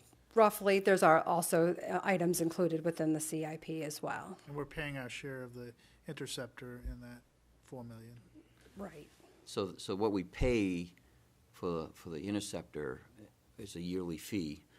Doesn't part of that go towards capital improvements? Within So in the other Winni- words, I guess why I'm asking is. It's not duplicated. Huh? It's not duplicated. Right, that's what I'm wondering. Whatever the CIP is in our budget and what you went through on the CIP committee is for our local sanitary sewer lines that run throughout the majority of the city. There is a component of what we pay for our share of the Winnipesaukee River Basin program that goes to the capital infrastructure of that system, which is separate from our local system. And about half of that 4 million is for our cost to the Winnipesaukee River Basin program. Yeah, well, here it says, for potential reserve for potential emergencies that may arise in the interceptor. Right, so we have a large share of the basin program, the interceptor, and we've got our own internal sanitary sewer fund that is maintained by the city. All comes out of one sewer budget, but they're two separate. Correct, but what I'm looking here is are we putting, other than the money that we're paying right now yearly for the Winnipesaukee Basin, is there capital reserve for that also through us? Because that's what it sounds like. There's no reserve for the Winnipesaukee River Basin, so that's operated on a cash basis and not a reserve. And if monies need to come in for emergencies, they're going back to the local communities for that. So there is not a reserve account for the Winnipesaukee River Basin program, other than maybe a small contingency line item that might be in the normal course of budgeting. But there's not millions of dollars sitting there in reserve. Wait till Bob's. Yeah, I'm all set. Okay. Counselor Lippman? So could you remind me, we're holding the reserve fund in the city fund balance for this, when we're looking at our target of between 8 and 10% in reserve, is this 3.5 million part of that calculation, or that's outside of that? It would be part of the entire city's fund balances, if you will, but this is designated specifically for sanitary sewer. So and when the auditors come, they'll do a better job of explaining it than I will here tonight, but some of those are in silos. So there's money that's sitting there, but it may be spoken for, may be only used for a certain purpose. So any fund balance that we have for sanitary sewer is targeted for that. So the undesignated fund balance, which I think you're referring to, the general fund, is our rainy day account for backup operation should something, Cash. So this is cash sitting here. So this is on top of that. So this sits there, but it's designated for a specific revenue purpose, a special revenue account I mean, purpose. I honestly don't think the 3.5 million is sort of a one-time thing. I think the bigger issue is how we pay for the ongoing rates. I mean, the money is held by the city and it's earning interest. And what's our balance today at? We're at about 5 million now. So, I mean, there's not gonna be necessarily a need to take it down. So I think that's really not the issue that's in front of us. I think the issues in front of us is how we're gonna finance the capital improvements and whether we're gonna finance them over a shorter period, which means people who are only gonna be around for a shorter period of time are gonna pay for the entire infrastructure that other people who move in later get the benefit from.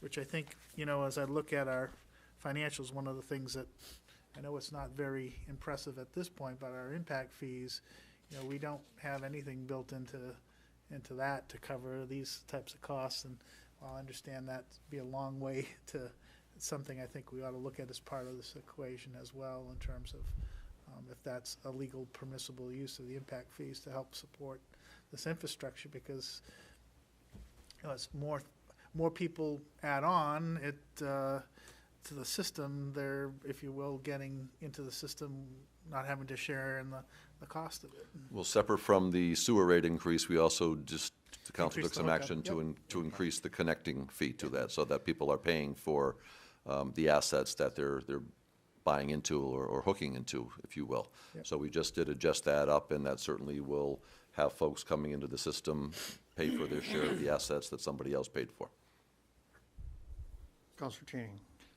As probably the least financially astute member of this body, I can't get past the 2% per year inflation rate, which seems like whistling past the graveyard to me.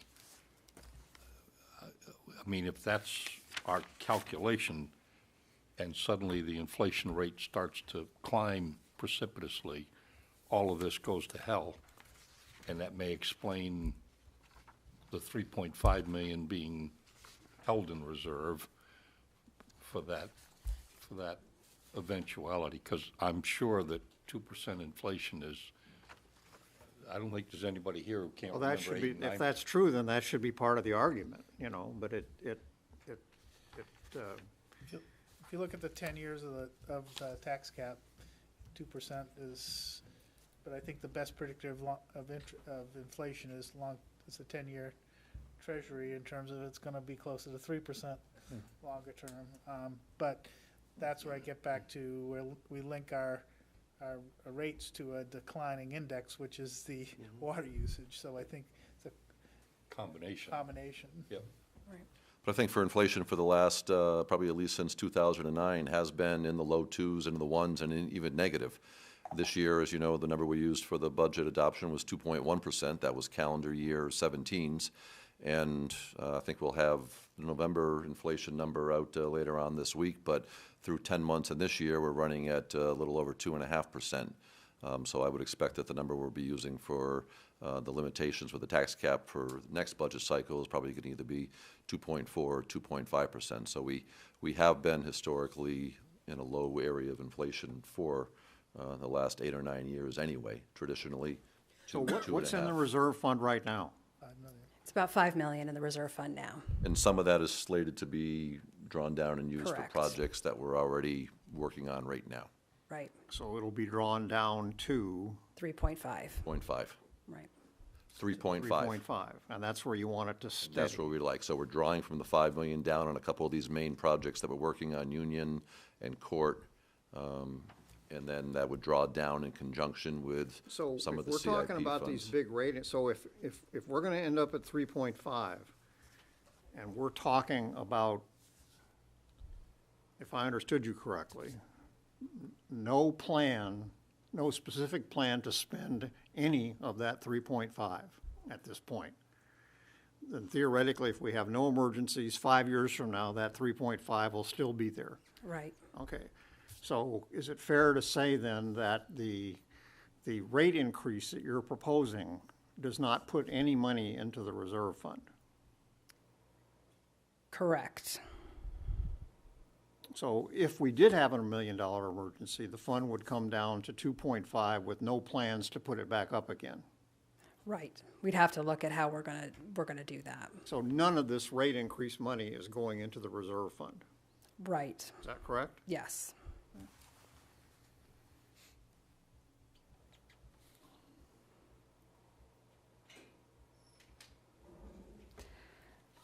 Okay. So We have wrecked your train of thought. it's here. okay.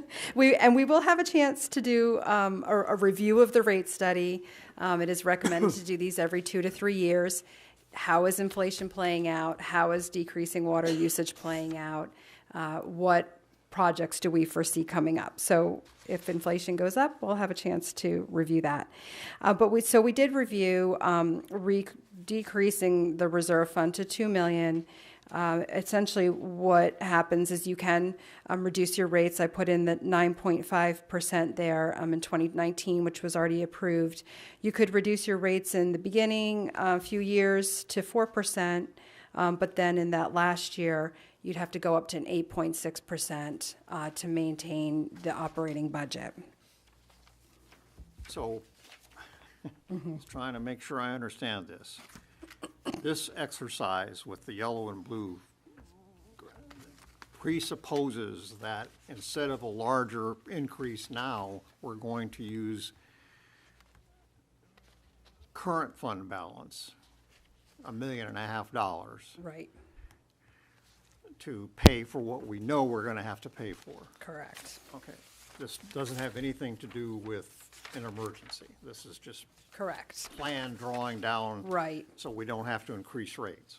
right. All right, I didn't even realize that was on the table, but that's, We could, it's not the recommendation, has but that's. somebody proposed that? No, but that's the scenario of, well, what if we use more of the fund balance now? Well, you're using fund balance for routine operational expenses that ideally we would want to replenish at some point to get back to an appropriate level. So I think the real recommendation comes on page 7 of your PowerPoint, Krista.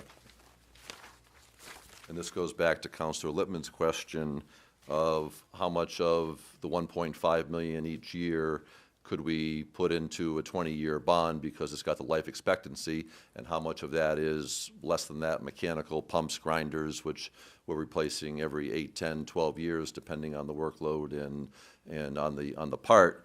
And basically, in looking at that analysis, it's about half of the 1.5 million. We could look at it and say, this is 20-year life or greater, and half of it would be either something far shorter than that for bonding or ideally in the operational expense. So if we looked at just the next 2 years and said, all right, we want to do $1.5 million towards capital each year, and half of it each year is going to be bondable, over the next 2 years, we would want to bond potentially 1.5 million for 20 years, and then have the rest of the 1.5 million paid cash as you go through the rate increase. And I think that would be a scenario that balances part of it for future users of the system paying for the increase, and part of it maintaining a decent reserve and paying for operational expenses and shorter-term duration of capital expenses in an appropriate way and through cash. And can you estimate the carrying cost of that 1.5 million? Yeah, so I think if you look on page 8, Krista can walk you through the numbers. Right. So, as Scott said, if we did, excuse me, two bonds, one in 2020, one in 2021, 750,000 apiece, total of 1.5 million, we'd be looking at a rate scenario of the 9.5%, which has already been approved, and then now only at 5.5% rate increase in 2020 and a 5.5% in 2021. So if you're looking at this chart, that blue line that constantly goes across the graph here, that's your 1.5 million per year for the foreseeable future for your CIP. If you were to bond half of that in 2020, you see the yellow line shoot down to 750,000. It's half of your 1.5 million. But then as you're paying off that bond, if your bond payments are in addition to your 20-year CIP, that yellow line now goes above. Another bond in 2021 is your gray line. Now, if you're making bond payments in addition to the 1.5 million CIP, that goes then above that. The assumed interest rate was the 3.24% for a 20-year bond, so you're looking at both bonds together at about $100,000 per year. What's the total value of the infrastructure? I mean, you've got $1.5 million being spent every year for like 30 years. I mean, is that? Yeah, that chart goes out pretty far. that to me seems. I think we're in sum total. I think we're in the right place. We should be doing the infrastructure investments as we're tearing up the road, so we're not doing the right thing and making.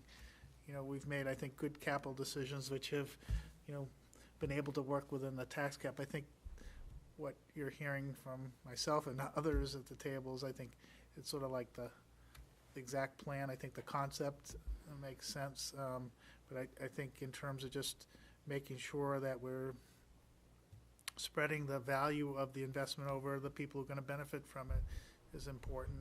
And then, I think in terms of what our assumptions are, I would imagine if we're investing $1.5 million a year, for 30-something years, we're probably overshooting the target. Right. And I don't disagree. Realistically, we're looking out 3 years, 5 years on major road projects and trying to do that. So I think just for planning purposes, you want to put something in there because we know we're going to need to be making investments in the capital infrastructure of the sanitary sewer system on an ongoing basis. Much like the Water Commission will be doing the same thing on replacing pipe.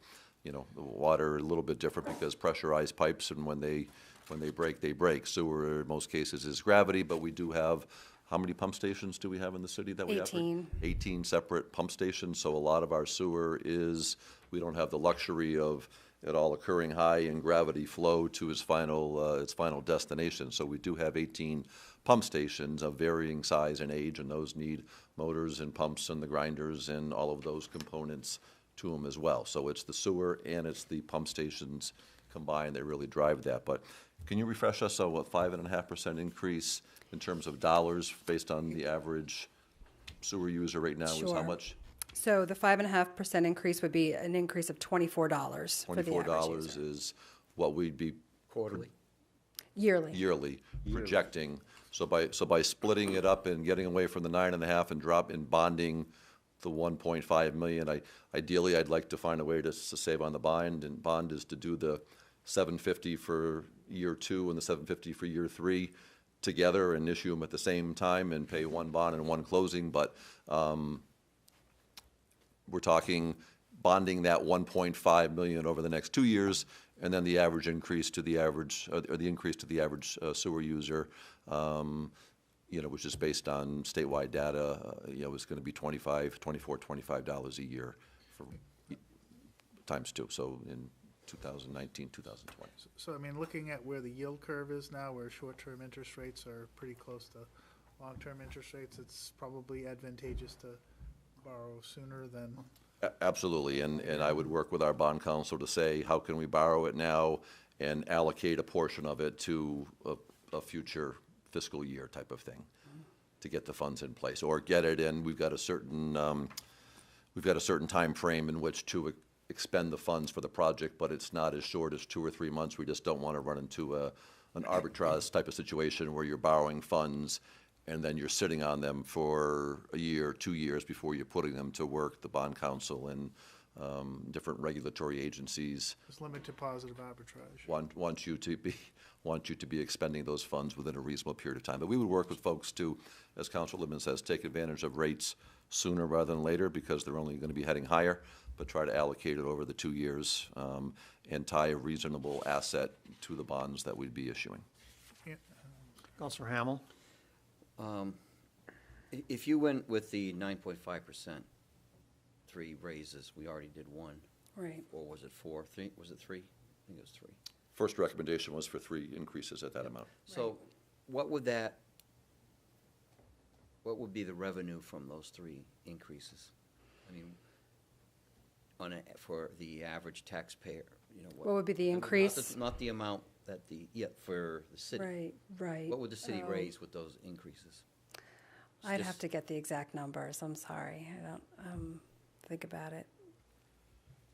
Well, we know how many sewer users there are, but some of them are large, industrial hospitality users, so it's a lot easier to base it on, what it does to an average residential family home, but we can get that number for you. I mean, in comparison to the 24 we just said, the 9.5 equates to $40 of an increase. I was just curious of what amount above what we're collecting now. Right, what's our revenue the increase? revenue Right. Each year. And I agree with you on the bond. I mean, if we do a bond every year, you're gonna talk about 30 bonds out there. So if you could double them up for 2 years of biennium, then Well, I that think would the make question sense. which I asked last time to Wes was, what's the immediate need? And as I recall, his answer was, we need 30% more right now. But for political reasons, we spread it out over 3 years.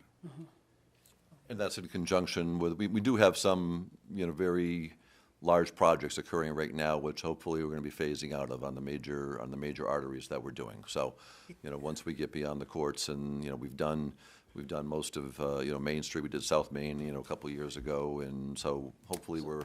So what's our annual income right now then? It's about 4 million. 4 million. Right. So added 30% to that. I hate to correct you, Mayor, but we only need 30% if we're gonna pay for it all in cash up front. Okay? To what? We only need 30% if we're gonna pay for it all in cash up front. If we're going to spread the cost with the life of the assets, we don't need that much money now. Yeah, that's what we're talking about. that's So what she's, But I guess the way you said it, I think it made it appear like there's a crisis. There's no crisis here. It's trying to plan for capital improvements that we need to address. I mean, we're doing some major projects of digging up roads. If we want to preserve those investments, we don't want to be digging up afterwards because we didn't do the right stuff underneath. Yeah. We want to do it right the first time. So the proposal in front of us takes that into consideration and basically says instead of 9%, we're willing to settle for 5.5%, right? Right, yes. I guess I'm suggesting we could probably do better than that. Do better than that?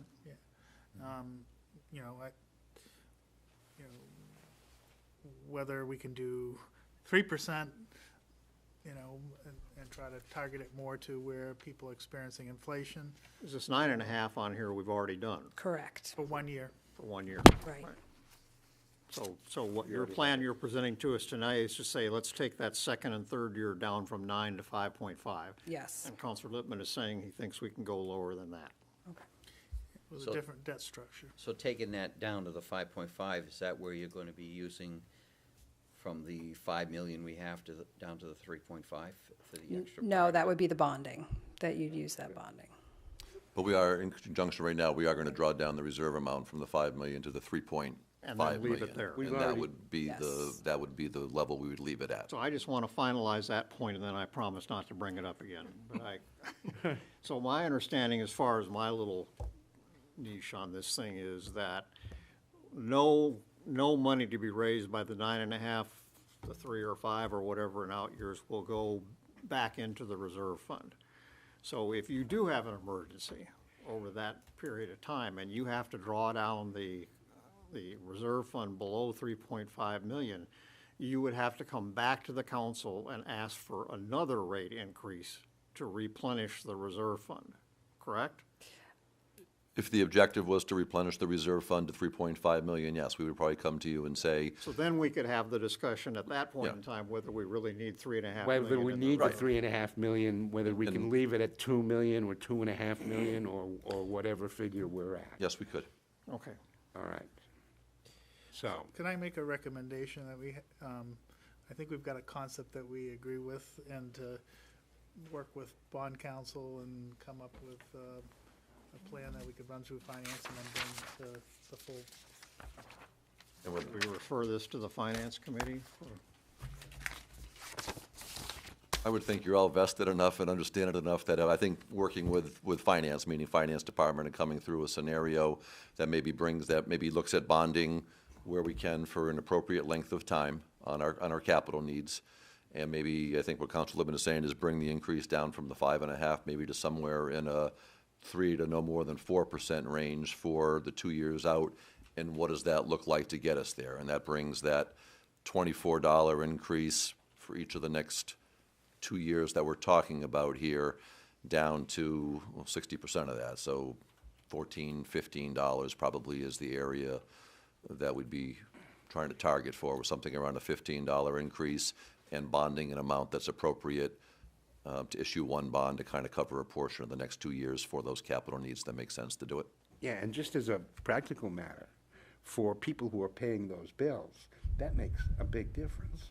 So, But the bonding is gonna come out of the general fund, correct? I mean, No, that when we all do- comes- When we do our No. budget, it's not No. gonna No. be, is it gonna be part of this? It's all part of a ratepayer, it's all part of a special revenue Yeah. account, So so the interest and principal is gonna be taken out of the rate.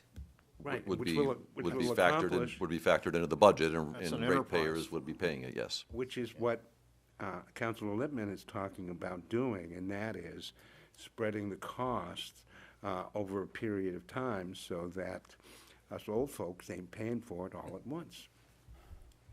As long as it comes out of the fund. It has to. It has to, yeah. All right, so is there any objection on the council to the direction we're heading as of right this minute? Anybody have a general feel for what we're talking about? We're talking about borrowing roughly half the 1.5 million required every year, and seeing what we can do on the terms of that borrowing to get the needed increase down to something in the 3% range. 3 to 4. 3 to 4? I think, So, for my clarity too, will you be looking at to piggyback the bonds for 2 seasons to cut back on the cost of the purchase of the bond and all that kind of stuff? I would like to find a way That to, would just go bring I'd like it- to find a way to issue one bond for $1.5 million rather than a $750,000 bond 2 years in a row for the cost of closing and bond counsel, and rates probably are not going down. So if we can borrow the money sooner and be able to allocate it over 2 separate years, that would be my druthers. Makes good sense. Because that could use up part of the Right, increase. that would be what we'd like to do, and so we'll probably try to turn this around and get it back to you in relatively short order, because the Fed is talking about rate hikes, and the sooner I think we can get this back to you and get consensus and approval on, we can start moving forward with the bond process. Okay. Again, everybody comfortable, or any objection to this approach? Continuing along this road, okay? I think we have a consensus then. Okay. I'm Thank sorry you. we muddied the water for you here, but I think we're getting there. Okay, thank you. Thank you Thanks, for your Krista. patience. Thank you. All right, council comments. I might have one, Mayor. You might have one. He's thinking about it, composing it. Come on, this would have been a couple meetings in a row, wouldn't it? Yeah, I couldn't help myself. I am, and I intended to speak to the manager ahead of time and neglected. I'm still concerned about Pearly Pond. About and what? Pearly Pond Early pond. and Opeechee at the park, which I don't think was sufficiently cut back. I spoke to the director 2 weeks ago, I guess, who assured me that it was imminent. And I guess I'm asking to get a definition of eminent at this point. I'm thinking part of what the director was looking at was being able to perform some of the work once ice has set to a safe level, being able to get in there. So I think imminent is, we've had some cold days, and ice is probably forming. Not ready for trucks. Not ready for people quite yet, but I would say that if by 30 days from now, I think we typically have a pretty good ice set in, and I would think we'd be having it addressed within a 30 to 45-day window. Okay, and in conjunction with that, if I may, can we get some sort of a report on Opeechee and how much farther, if they intend to go farther, how much farther they're gonna go? I will do Because that. I'm not, there's quite a bit left there, and I'm hoping to see it cut down so people can see the lake in the spring. Get the council that information. Thank you. Council comments. Anyone else? Counselor Haynes. The missing lights on Court Street have been found and they're on. I was hoping we wouldn't have to mention Court Street at all tonight, but Almost made it. One final comment. Downtown Laconia, in the city, looks a lot nicer this year than it did last year. It does. Thank you for your efforts. At some point, Scott, are you going to bring us up to date with where we're at with the money situation, if there's money left over, what we're going to do with it, that Yes. kind of stuff? yep, I will get an accounting for you. Okay. Anyone else? No need for a non-public No. tonight? All right, so I'm going to declare the meeting adjourned at 9:06 PM. Thank you.